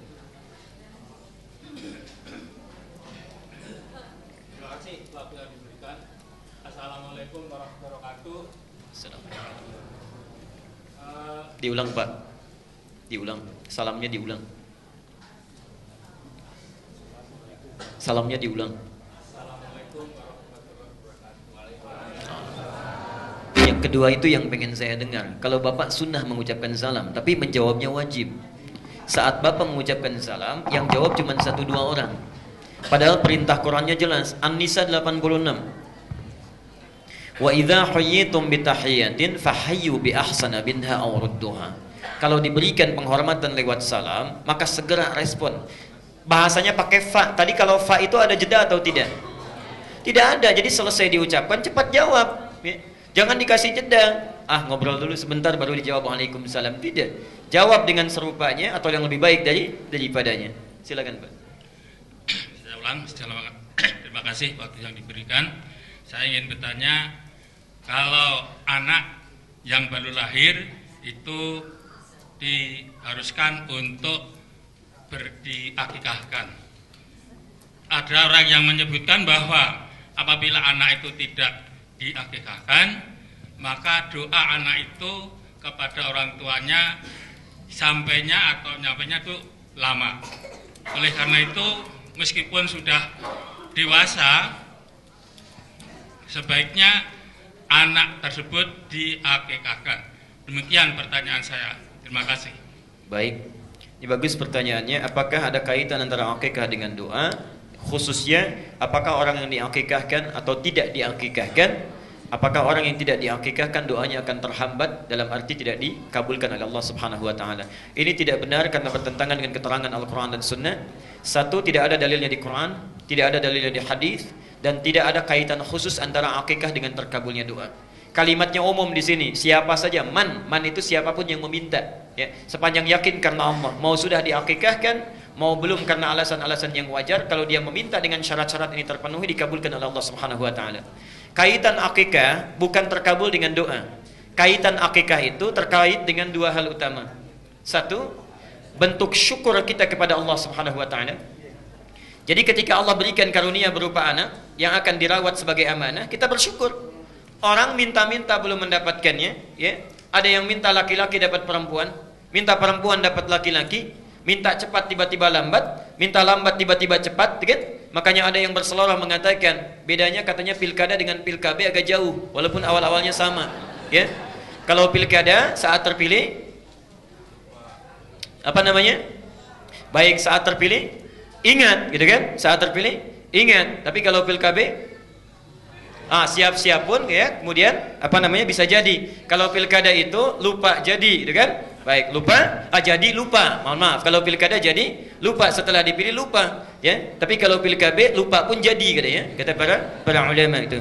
Nah, kaitannya itu satu dengan syukur. Jadi setelah Allah berikan, orang lain belum dapat, kita dapat, syukuri itu. Ada akikah. Kemudian yang kedua, ini yang paling penting. Akikah itu dari kata aqqa. Apa itu aqqa? Aqqa itu sesuatu yang dibelah, dipotong. Jadi kalau saya misalnya pegang spidol, saya belah dua begini, dipotong, itu aqqa. Perhatikan. Sifat anak yang durhaka kepada kedua orang tuanya, ibunya mengandung 9 bulan, menyusui, merawat dan sebagainya, sudah besar durhaka. Itu dalam fikih akhlak, kedurhakaannya disebut dengan uququl walidain. Uquq itu terpotong kasih sayang kedua orang tua, seakan-akan perhatiannya dipatahkan di tengah jalan. Bukankah ibu merasa kecewa kalau ada anak durhaka? Setelah dirawat apa dan sebagainya, tiba-tiba anak itu luar biasa berperilaku buruknya.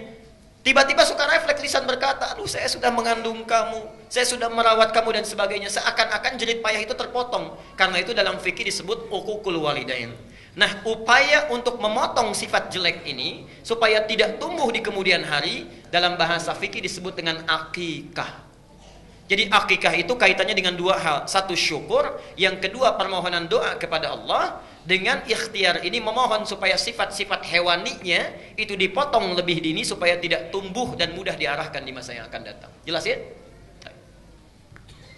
Saya bacakan dulu pertanyaan yang sudah masuk di meja.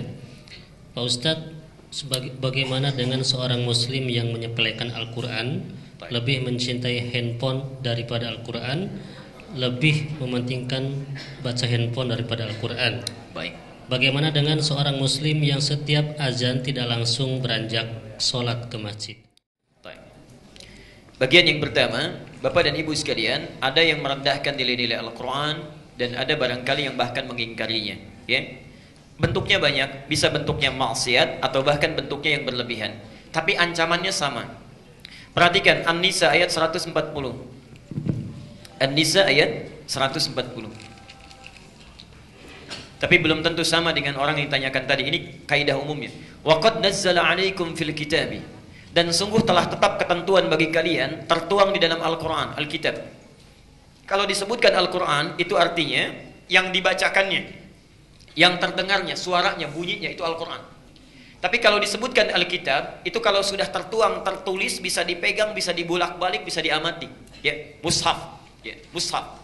Jadi kenapa disebutkan di ayat ini wa qad nazzala 'alaikum fil kitab? Sungguh tetap tertuang ketentuan di dalam Alkitab, maksudnya bisa antum lihat, bisa dibolak-balik, bisa diamati. An idza sami'tum ayatillahi yukfaru biha wa yustahza'u biha fala taq'udu ma'ahum hatta yakhudu fi haditsin ghairi. Kalau Anda mendengar informasi apapun yang disampaikan atau peristiwa orang-orang yang mengingkari ayat-ayat Al-Quran atau bahkan melecehkannya. Contoh, kalau mengingkari misalnya Quran menurunkan ayat tentang hijab. Ya ayyuhan nabiyyu qul li azwajika wa banatika wa nisa'il mu'minin an yudnina min jalabibihinna asa an yu'rafna fala yu'dzain. Wahai Nabi, katakan pada perempuan istri-istrimu, anak-anakmu yang perempuan dan perempuan-perempuan muslimah, kenakan hijab, jilbab bagi mereka, ya, supaya jadi syiar, tanda mereka sebagai seorang muslimah. Plus kalau sudah pakai hijab tidak boleh diganggu, mesti dibantu dalam kehidupannya. Subhanallah, turun ayat itu, ada orang mengingkarinya.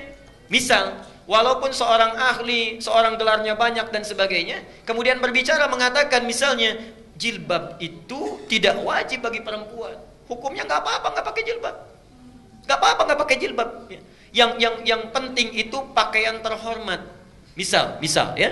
Nah, ini yang seperti ini sudah tetap ketentuannya dalam Al-Quran. Tidak usah capek menghabiskan energi untuk banyak mendengarkan. Ya. Nanti capek sendiri, ujung-ujungnya kita menjauh. Ya. Nah, yang seperti ini tidak jelas. Yang pakaian terhormat yang bagaimana, Pak? Di Bali pakaian minim sudah terhormat. Di Papua pakai koteka itu terhormat. Ya. Yang bilang saja belum tentu ke Papua mau pakai koteka itu ya. Itu belum tentu. Nah, karena itu kata Al-Quran, kalau ada orang yang seperti ini atau yang merendahkan, memang tidak mengingkari tapi mengejek. Duh, pakai jilbab kuno, sekarang zamannya sudah terbuka. Duh, pakai jilbab tapi angkot kurang juga bayarnya, misal. Yang direndahkan jilbabnya, misal. Yustahza itu istihza namanya. Perhatikan, kata Al-Quran, yang seperti ini jangan pernah didengarkan, jangan membuang energi untuk meresap informasi yang tidak jelas. Apa nanti yang didapatkan? Innakum idzam mithluhum. Kalau lama-lama kita mendengarkan kalimatnya, lama-lama malah mendapatkan perilaku seperti mereka. Lama-lama nggak lepas hijabnya, lama-lama hilang girahnya, hilang izzahnya dan sebagainya. Orang seperti ini, perhatikan ancamannya.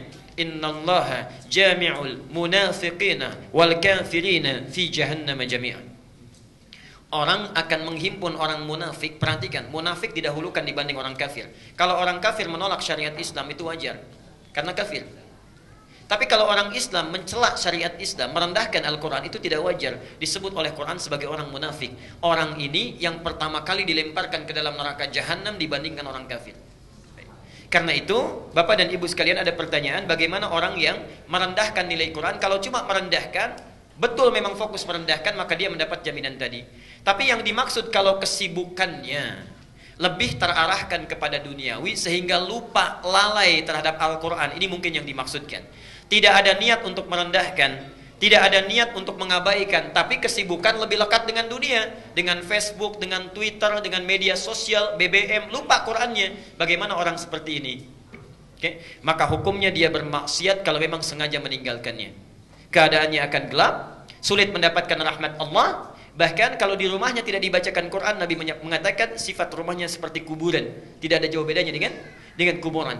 Dan orang-orang seperti ini, Quran tidak akan menjadi syafaat bagi dirinya di akhirat nanti. Tidak akan jadi syafaat. Memang dia sholat, tapi nggak pernah baca Quran, itu kering keadaannya nanti. Kering keadaannya. Dan yang terakhir, tidak akan mendapatkan hidayah dalam hidupnya. Karena Quran itu diturunkan salah satunya, ketika dibaca, hidayah Allah diturunkan. Al-Baqarah 185. Syahrul Ramadan alladzi unzila fihi al-Quran hudal linnas. Di bulan Ramadan Quran diturunkan supaya menjadi petunjuk dalam kehidupannya. Saya pernah mendapatkan satu gambar, ya, meme kalau sekarang Instagram itu, ya, saya nggak punya Instagram, nggak punya media begitu. Itu ada orang iseng saja kirim ke handphone saya, ada gambar. Di atasnya itu Facebook, ada Twitter, ada BBM dan sebagainya. Di bawahnya ada Quran, di bawahnya ada kuburan, dilapangkan tempatnya. Kemudian ditulis di bawahnya, orang yang sibuk dengan BB, sibuk dengan Facebook, sibuk dengan Twitter dan tidak pernah baca Quran, itu sakitnya tuh di sini katanya, nunjuk ke kuburan. Ya, iseng. Silakan Ustaz, cepat saja, singkat. Berikutnya, Ustadz, betulkah pada saat Rasulullah menikahi Khadijah, pada saat itu Khadijah berumur 28 tahun, sedangkan Rasulullah 25? Allahumma shalli wa sallim alaihi. Bapak dan Ibu sekalian, memang dalam pendekatan sejarah terkini ada perbedaan sudut pandang dari para sejarawan. Ya, sudut pandang perbedaan dari para sejarawan. Dulu dalam kitab-kitab Turath disebutkan Sayyidah Khadijah ketika menikah dengan Rasulullah sallallahu alaihi wasallam itu usianya 40 tahun, sedangkan Rasulullah usia 25 tahun. Saat itu menikah, Khadijah sudah juga memiliki keturunan dari dua orang suaminya, okay? Dan uniknya begini, saya perjelas sebentar. Ibu bapak pernah nggak kenal Abu Jahal? Kenal di mana? Tahu ya? Baik. Nanti saya berikan gambaran. Ini ada yang menarik di sini ya. Jadi kalau kita haji atau umrah, mungkin kalau umrah, kalau dari Zamzam itu kita keluar dari Zamzam, misal ini menara Zamzam, kita keluar mau masuk ke pintu King Abdul Aziz misalnya, coba berbelok ke kanan, ya, kurang lebih barangkali 100 meter. Ya. Saat belok sebelum sampai 100 meter itu ada bangunan besar di atasnya, ya, yang tinggi bukit, di atasnya ada istana. Ya, pernah tahu ya, di atasnya ada istana. Itu persis samping Zamzam kalau akan masuk ke Masjidil Haram. Ada bukit besar, di atasnya ada istana, itu disebut dengan Jabal Qubais. Itu tempat memberikan pengumuman bagi orang-orang Quraisy saat itu. Jadi kalau ada informasi penting, peperangan dan sebagainya, orang akan naik ke Jabal Qubais, diumumkan, itu tempat kebesaran.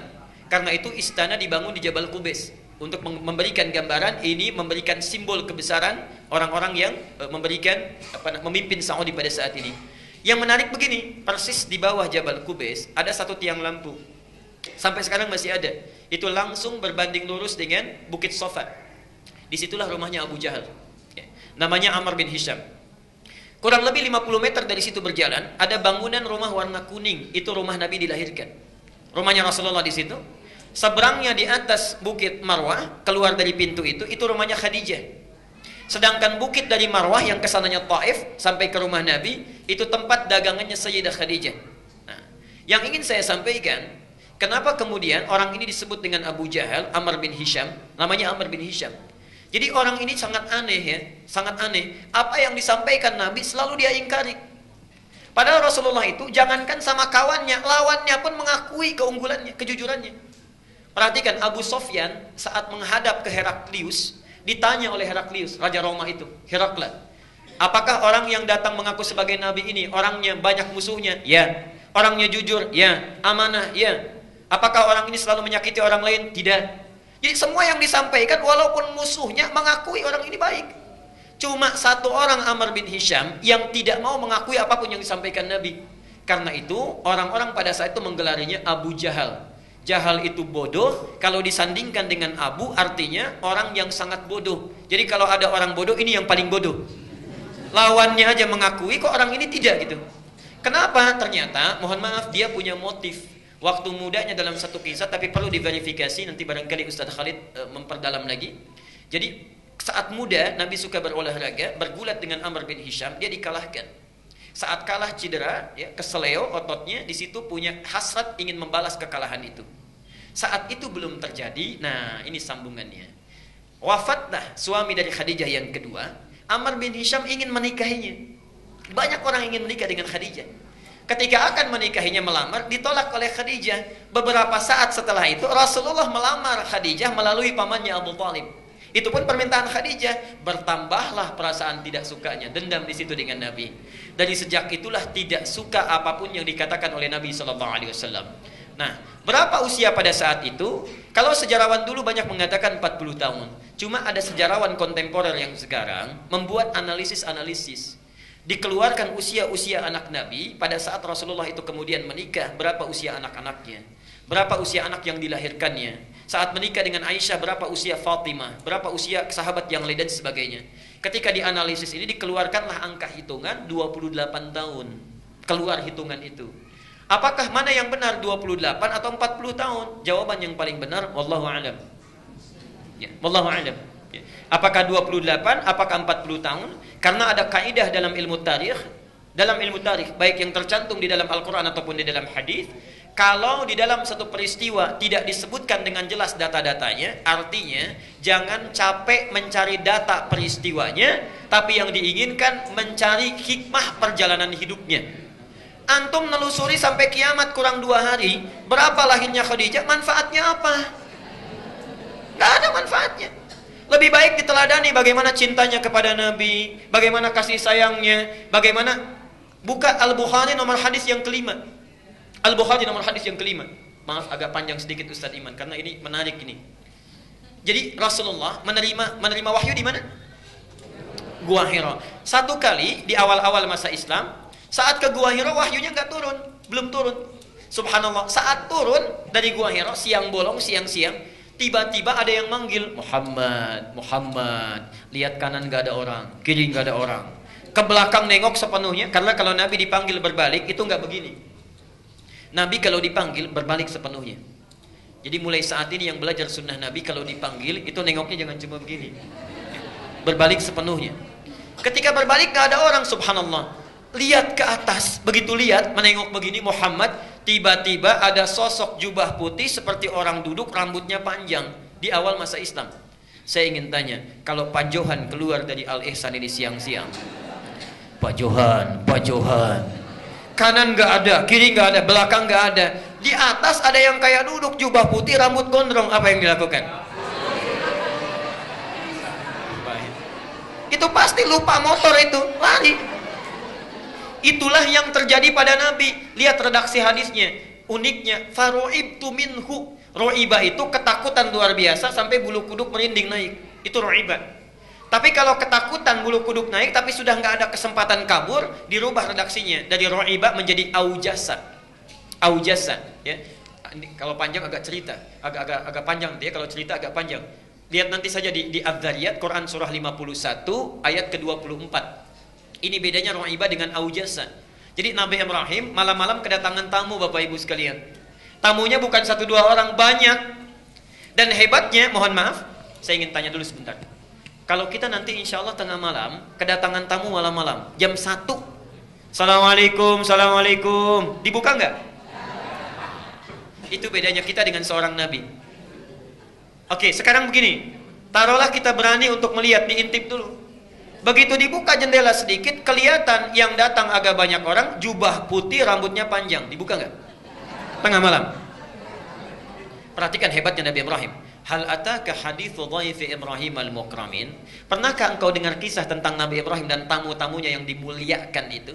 Idh dakhalu alaihi, ketika datang bertamu malam-malam hari, faqalu salama, mengatakan assalamualaikum. Apa jawab Nabi Ibrahim? Tidak ada prasangka buruk, dibuka dijawab salam, alaikumsalam. Enggak ditanya, Bapak dari mana? Ada keperluan apa? Dilihat qaumum munkarun. Ini orang-orang dari jauh kayaknya capek, lelah, enggak usah banyak ditanya. Dipersilahkan masuk, langsung istirahat. Tidak cukup sampai di situ, saking baiknya. Karena itu disebut dengan Ibrahim dari kata abun rahim, seorang ayah yang sangat penyayang. Faragha ila ahlihi, datang kepada istrinya Sarah yang sedang ada di dapur, bertanya, "Ma, kita punya menu masakan terbaik apa untuk tamu kita malam ini?" Dikatakan belum ada yang istimewa kecuali lembu itu belum disembelih. Subhanallah. Disembelih dulu, dimasak dulu jadi gulai. Faja'a bi'idlin samin, lalu datang dihidangkan dengan gulai yang sudah di hadapannya itu, kambing muda, maaf sapi muda. Apa yang terjadi? Subhanallah. Qala ala ta'kulun. Tapi tamunya nggak pernah nyentuh makanannya, diam aja dilihati. Karena penasaran, Nabi Ibrahim melihat dari atas sampai ke bawah. Begitu di atas dilihat sampai ke bawah, kakinya nggak napak dengan lantai. Lengkap sudah ya? Baik. Baju putih, rambut gondrong, banyakan, datang, makanan nggak disentuh, kaki nggak napak dengan lantai. Kalau antum dalam situasi seperti Nabi Ibrahim, apa yang dilakukan? Itu sudah tidak ada peluang untuk kabur. Tidak ada. Karena itu kalimat Qur'annya bukan ro'iba, fa'aujasa minhum khifah. Takut luar biasa, tapi sudah tidak ada peluang untuk meloloskan diri. Qalu la takhaf, orang-orang itu berkata, kamu jangan takut. Wa basyaruhu bi ghulamin alim. Dibalas kebaikan Ibrahim itu dengan jamuan yang hebat. Mereka ternyata malaikat yang sedang menyamar, dibalas dengan dianugerahkan doa yang selama ini dimohonkan belum terkabul. Sarah dijadikan bisa mengandung, diberi kabar akan melahirkan anak laki-laki yang sangat cerdas. Dialah Ishak. Kenapa anaknya cerdas? Karena akan diutus kepada umat yang pintar tapi bandel. Itu ya. Nah, apa hubungan dengan Khadijah? Rasulullah kan tadi gemetar, bulu kuduknya itu naik, merinding, tapi masih punya kesempatan lari. Itu lari, datang kepada istrinya, diketuk pintunya, subhanallah. Begitu dibuka oleh Khadijah, lihat wajahnya, setengah kegelisahannya hilang. Bu, baru melihat wajahnya Khadijah, setengah kegelisahannya hilang. Belum cukup itu, terlihat suaminya gemetar, minta dibawa ke kamar. Sampai ke kamar, dia berkata, Rasulullah berkata, "Zammiluni, tolong selimuti saya, selimuti saya." Diselimuti oleh Khadijah. Saat itu dikatakan, mendengar ucapan Khadijah, hilang semua kegelisahannya. "Duhai suamiku sayang, engkau itu orang baik, selalu menolong orang, tidak pernah memutuskan silaturahim. Tidak ada orang yang akan jahat kepadamu. Yakinlah, saya selalu bersamamu dalam suka ataupun duka." Khadijah mendengar itu tenang, Nabi tentram, hatinya hilang kegelisahannya. Saat itulah turun surah Al-Mudaththir, ya ayyuhal mudaththir qum fa'anzir wa rabbaka fakabbir. Jadi kalau ibu ingin mencari tentang Khadijah, jangan dicari tentang hakikat yang tidak tampak, cari keteladanannya. Karena hikmahnya Nabi menikah dengan lebih dari 4 istri. Ternyata semua perempuan yang dinikahi Nabi itu mewakili karakter perempuan di muka bumi ini. Coba ibu cari kira-kira mirip siapa? Apakah Khadijah, Aisyah, Zainab? Kalau Zainab saya kira agak jauh ini ya. Baik. Ummi Kulsum dan sebagainya. Itu ada semua, dari yang paling perhitungan sampai yang paling cemburuan ada. Tapi hebatnya setelah menikah dengan Nabi diarahkan kepada yang positif. Yang perhitungan tadinya ngitung dunia jadi ngitung akhirat. Yang cemburuan, kecemburuannya diarahkan kepada yang positif. Aisyah sangat cemburu ketika Nabi menyebut-nyebut Khadijah dalam tidurnya. Tapi bukan cemburu yang negatif. Maksudnya, Rasulullah, apa sih kebaikan-kebaikan Khadijah yang belum saya teladani? Supaya kalau saya bisa teladani, tidak Khadijah saya yang disebut dalam mimpinya, saya bisa disebut. Itu diantaranya. Ditolong ibu temukan kira-kira mirip siapa. Kalau suami punya masalah pulang ke rumah masih belum selesai masalah, ketika buka pintu, artinya masih jauh dengan Khadijah itu. Berikutnya, mengenai doa dalam sholat kapan waktu berdoa yang benar? Apakah saat sujud dalam sholat, pada saat salam, setelah salam, dan doa ketika khutbah Jumat, apakah angkat tangan atau tidak? Baik. Yang pertama, doa dalam sholat yang dikabulkan ada 4 keadaan. Ada 4 keadaan dan dalilnya sah. Yang pertama saat berdiri, hadisnya qudsi bahkan. Saat berdiri. Ini jangan main-main dengan ini. Ini yang paling hebat ya. Hadisnya qudsi. Saya percepat saja. An Abi Hurairah radhiyallahu anhu qala. Dari Abu Hurairah semoga Allah meridai kepadanya, beliau menyampaikan. Perhatikan, saya langsung kepada matan hadisnya. Idza qala al-'abdu ya, qussimatis shalah baini wa baina 'abdi. Kata Allah, kata Rasulullah, qala Allah azza wa jalla, Allah berfirman dalam hadis qudsi, qussimatis shalah atau qassamtu shalah baini wa baina 'abdi. Saya bagi dalam salat hak dan kewajiban antara aku dengan hambaku. Idza qala al-'abdu, kalau hambaku membaca dalam salatnya alhamdulillahi rabbil alamin, qala Allah azza wa jalla, dijawab oleh Allah, hamadani 'abdi, hambaku sedang memujiku. Wa idza qala al-'abdu ar-rahmanir rahim, kalau hamba kemudian berkata ar-rahmanir rahim, qala Allah azza wa jalla athna 'alayya 'abdi, Allah langsung menjawab hambaku sedang menyanjungku. Wa idza qala al-'abdu maliki yaumiddin, kalau hambaku berkata maliki yaumiddin, qala Allah azza wa jalla majjadani 'abdi, Allah langsung merespon hambaku sedang mengagungkanku. Perhatikan betul kalimatnya. Kalimat yang pertama ini kata para ulama memberikan kesan, kalau kita sedang baca Al-Fatihah dalam sholat sedang berdiri, rasakan kita sedang berdialog dengan Allah, bukan bacaan biasa. Karena itu turun hadis di Muslim nomor 97, yang di Arba'in nomor kedua posisinya. Ada ihsan, masjidnya Al-Ihsan. An ta'budallaha ka'annaka tarahu, fa in lam takun tarahu fa innahu. Jadi kalau kita sedang beribadah kepada Allah, rasakan seakan-akan bersama Allah, berdialog. Kalau kita tak mampu menatapnya, yakinkan saat beribadah Allah mengawasi kita. Itu ada jawaban. Yang paling hebat, perhatikan. Wa idza qala al-'abdu, ini poinnya. Kalau hamba sedang berkata iyyaka na'budu, perhatikan rumusnya ya. Wa iyyaka nasta'in, ya Allah, kami jadikan aktivitas kami sebelum salat sebagai ibadah kepadamu. Jadi sebelum salat itu nanti antum zuhur salat ya. Sekarang niatkan ibadah, nanti makan niatkan ibadah, minum ibadah, pulang ibadah. Kalau ada hamba yang seperti itu, wa iyyaka nasta'in, dan sekarang kami punya permohonan, hanya kami mohonkan kepadamu. Kenapa kalimat iyyaka nasta'in ini muncul? Karena ini perintah di Quran saat dalam fikih salat, Al-Baqarah 45. Perhatikan, bagi orang-orang yang punya persoalan sebelum salat, wasta'inu bis-sabri was-salat. Kenapa kita dipanggil oleh Allah lewat salat? Itu bukan hanya tuntutan fikih semata. Allah sebetulnya ingin menyelesaikan segala persoalan yang kita bawa sebelum menghadap kepadanya. Seakan-akan ketika mengatakan hayya 'ala shalah, si dia salat, punya masalah apa? Punya problem apa? Punya kesulitan apa yang akan diselesaikan? Ya. Karena itu dalam panggilan adzan setelah hayya 'ala shalah apa? Hayya 'alal falah. Kalau orang salat pasti bahagia karena masalahnya selesai. Karena itulah ketika kita mengucapkan iyyaka na'budu ya Allah, adabnya, saya sudah beribadah kepadamu, sekarang punya permohonan, hanya kepadamu saya panjatkan. Apa jawabnya? Hadza baini wa baina 'abdi. Inilah komitmen antara aku dengan hambaku. Wali 'abdi, perhatikan kalimatnya. Wali 'abdi, dan untuk hambaku yang telah menjadikan aktivitasnya sebagai ibadah itu, masa'ala, apapun yang engkau minta saat ini aku akan berikan. Aku akan berikan.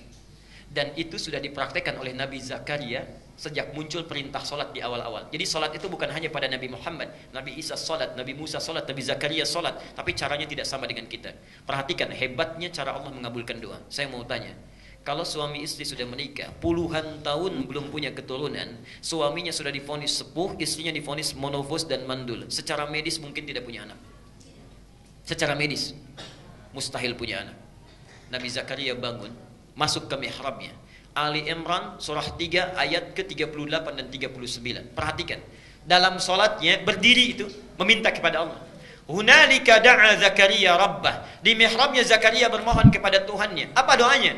Qala rabbi habli min ladunka dzurriyyatan thayyibah. Duhai Allah, saya sudah berusaha mendapatkan keturunan, berobat sana sini enggak dapat-dapat. Sekarang saya pasrah hanya meminta kepadamu. Innaka sami'ud du'a. Sungguh hanya engkau yang pasti mendengar doa saya. Tidak menunggu lama, doa selesai dipanjatkan, langsung muncul ayat 39. Fa, tidak pakai waw, tidak pakai thumma. Fanadathul malaikatu. Maka tiba-tiba datang malaikat setelah doa dipanjatkan, menyeru. Perhatikan. Wa huwa qa'imun yusalli fil mihrab. Sedangkan Nabi Zakaria itu belum selesai salatnya, masih berdiri. Masih berdiri dalam salatnya, baru selesai berdoa, malaikat langsung turun. Annallaha yubashshiruka bi Yahya. Anda dapat kabar gembira, Allah memberi kabar kamu akan punya anak. Langsung bahkan namanya dari Allah Yahya. Artinya hidup yang mustahil menurut medis bisa lahir. Bayi yang hidup dari rahim perempuan yang menopos dan mandul, kata Allah hidup dia. Saking bingungnya Nabi Zakaria sampai nggak percaya. Kok bisa ya? Padahal awalnya minta, setelah dikasih kok bisa katanya. Qala anna yakunu li ghulamun wa qad balaghani al-kibar wa imraati aqir. Ya Allah, kok bisa saya punya anak padahal saya sudah sepuh katanya. Istri saya pun sudah menopos dan mandul, coba berikan tanda dan seterusnya. Artinya, kalau orang benar salatnya, dalam berdirinya meminta kepada Allah, itu sudah ditunggu. Mau minta apa? Pasti dijawab itu kalau mintanya benar. Pertanyaannya sekarang, maaf, Bapak Ibu, kalau Allah sudah meminta seperti itu, apapun dikabulkan, mau minta apa? Yang belum punya motor minta apa? Yang belum punya mobil? Minta mobil. Sudah punya mobil minta? Yang belum menikah minta? Yang sudah punya istri minta? Oh, minta istri lagi. Bapak Ibu minta anak, Pak. Bu, tolong tandain Bu ya, sebelah sini tadi bapaknya nih. Mungkin ibunya ada di belakang. Perhatikan, karena itulah saat berdiri diberikan oleh Allah satu tawaran. Kalau dibacakan, diberikan apa yang dibutuhkan. Mau nggak? Itulah ihdinas siratal mustaqim. Tunjukkan kami ya Allah solusi terbaik dari masalah yang kami miliki. Maaf, ihdinas siratal mustaqim itu arti yang tepat bukan tunjukkan kami jalan yang lurus. Itu bahasa kiasan, nggak pakai oh Bu, itu bahasa kiasan. Ihdina dari kata hudan, hidayah, itu solusi dari persoalan yang dihadapi. Jadi punya masalah apapun, solusinya ya Allah tolong berikan. Siratal mustaqim itu kata kiasan majas dalam bahasa Arab, yang mudah tidak sulit prosesnya. Jadi berikan solusinya tapi mudah. Jadi ketika kita meminta dalam sholat, itu minta ya Allah, saya punya masalah, tolong berikan. Diberikan oleh Allah satu bacaan, dibaca. Jadi yang punya masalah di rumah tangga diberikan solusinya, yang punya masalah di pekerjaan diberikan solusinya. Dan itu bukan solusi biasa. Siratal ladzina an'amta alaihim, nikmat. Ghairil maghdubi alaihim, Allah tidak murka dengan apa yang dikerjakan, waladhdallin, dan tidak tersesat dalam mengerjakannya, mudah dikerjakan. Jelas sampai di sini? Baik. Yang jadi persoalan, kalau sudah dikasih cukup tidak? Kadang-kadang diberi pun masih ingin yang spesifik. Saking sayangnya Allah kepada kita, diberikan kesempatan kedua setelah baca Al-Fatihah, diminta memilih surat-surat yang sesuai ayatnya dengan keperluannya, dari Al-Fatihah sampai dengan An-Nas. Yakinlah semua ayat Quran itu solusi persoalan hidup kita. Itu sudah tegas disampaikan, bahasanya hudan. Lihat tadi Al-Baqarah 185. Syahrul Ramadan alladzi unzila fihi. Di bulan Ramadan Quran diturunkan. Apa fungsinya? Hudan. Hudan. Solusinya disebut hudan, memintanya disebut ihdina. Nah, orang Islam saking sayangnya Allah kepada mereka, dipaksa supaya dapat solusi itu lewat salat. Al-Baqarah ayat kedua dan 3. Dzalikal kitabu la raiba fi hudan. Yang di ayat 185 linnas, untuk manusia. Jadi kalau ada orang yang mau baca Quran dapat hidayah. Tapi orang Islam dipaksa supaya dapat solusi itu lewat salat. Perhatikan, siapa orang yang dapat hidayah itu? Muttaqin itu alladzina yu'minuna bil ghaibi wa. Jadi sholat itu sebetulnya supaya memudahkan Allah menyelesaikan persoalan kita. Silahkan pilih kalau ingin spesifik dari Al-Fatihah sampai dengan An-Nas. Ada ayatnya sesuai dengan keperluan kita. Misal, mohon maaf, yang punya persoalan rumah tangga, An-Nisa 34 misalnya sampai dengan 36. Ustadz suami marah-marah terus, ayat 19-nya. Ustadz istri saya cerewet, gak mau nurut pada yang baik-baik, ayat 34-nya. Jadi ketika tahajud pisah kamar itu, suaminya baca 34, istrinya 19 terus itu ya. Begitu, subhanallah. Anak-anak gak bisa bagaimana mengarahkan supaya soleh. Lihat Luqman 13 ayat 13 sampai 19.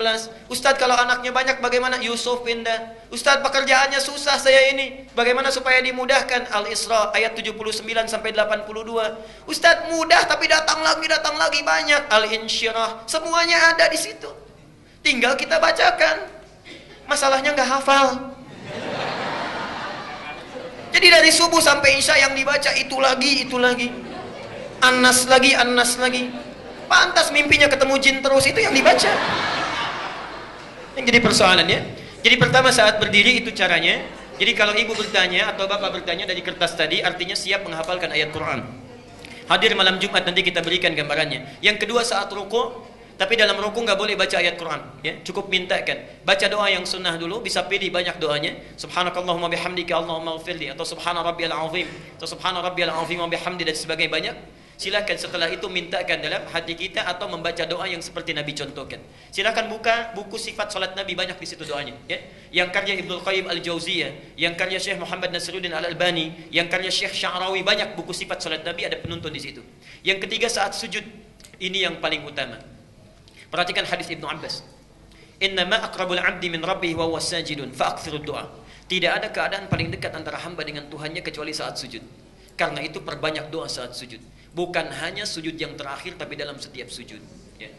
Kenapa disebutkan sujud yang terakhir? Ini sebetulnya ada pesan penting di situ. Maaf, sekaligus saya sempurnakan. Nabi itu rindunya tertumpahkan dengan Allah dalam dua keadaan. Satu, saat datang wahyu. Jadi kalau wahyu datang, senangnya luar biasa, lepas rindu dengan Allah itu. Pernah wahyu tidak turun 6 bulan berturut-turut, sampai bingung luar biasa, gelisah. Sampai kadang-kadang naik ke bukit mau turun lagi. Kata orang kafir Quraisy, itu Muhammad sudah gila tuh, ditinggalkan oleh Tuhannya. Tiba-tiba turun 2 surat sekaligus, Ad-Duha dengan Al-Insyirah. Wad-Duha, hei Muhammad, demi waktu duha yang menjamin engkau bahagia dalam kehidupan. Wal-laili idza saja, ataupun saat keadaanmu seperti gelap gulita, seperti malam yang dikelilingi oleh kegelapan. Ma wadda'aka rabbuka wa ma qala. Yakinkan dalam keadaan suka dan duka Tuhanmu tidak pernah meninggalkanmu, atau engkau dikatakan sebagai orang yang gila, dan seterusnya. Turun wahyu, senang lagi Nabi. Atau yang kedua, saat sedang sholat. Di saat sholat itu subhanallah, sudah rindunya dengan Allah itu tertumpahkan saat itu. Karena itu Nabi, jangankan yang wajib, yang sunnah itu kakinya bisa sampai bengkak-bengkak. Saking nikmatnya melakukan pertemuan dengan Allah, saking nikmatnya. Pernah dengar hadis Nabi saat tahajud kakinya sampai bengkak? Itu baru rakaat pertama, Bu.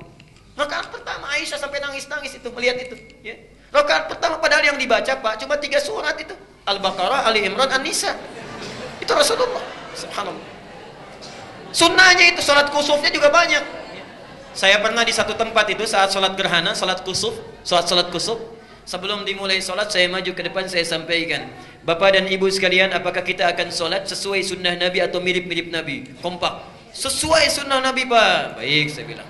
Saya teruskan lagi.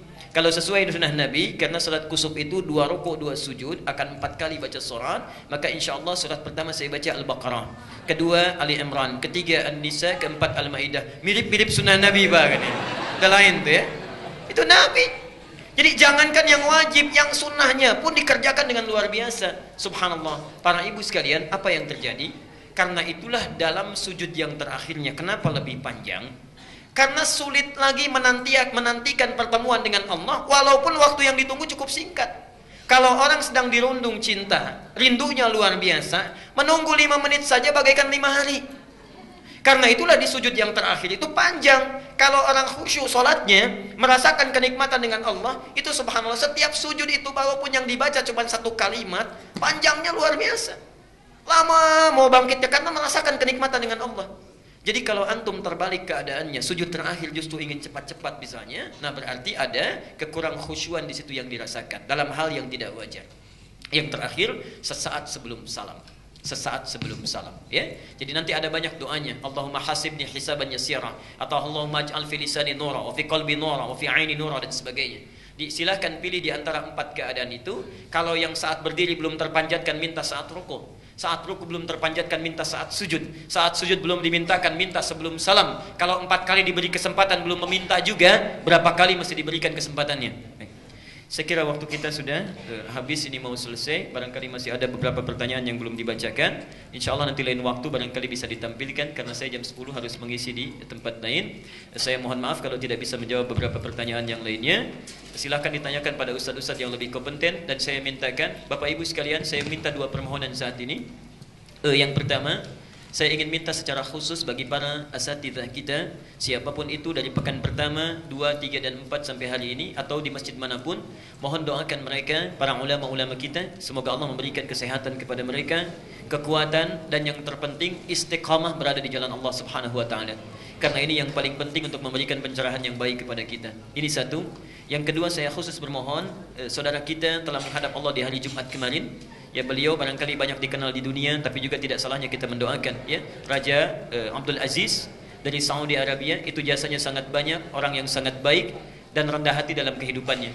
Tidak ada di dunia ini seorang pemimpin besar, ya tentunya selain Rasulullah masa modern sekarang, yang kekayaannya banyak, raja, banyak kekuasaan yang bisa dilakukan, tapi dalam cara wafatnya keadaan yang sangat sederhana, tidak dibawa dan tidak macam-macam, tidak banyak pesta pona, hanya disolatkan dalam tempat yang sederhana, dibungkus di kain kafan di tempat sederhana, dan ditempatkan, dimakamkan di pemakaman umum, bukan pemakaman mewah, tidak ditempatkan di tempat yang wah, tapi ditempatkan dalam tempat yang sederhana dan biasa saja.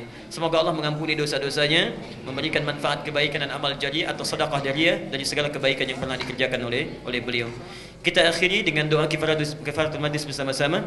Subhanakallahumma bihamdika asyhadu an la ilaha illa anta astaghfiruka wa atubu ilaik. Wa akhiru da'wana alhamdulillahi rabbil alamin. Wal 'afwu minkum. Assalamualaikum warahmatullahi wabarakatuh.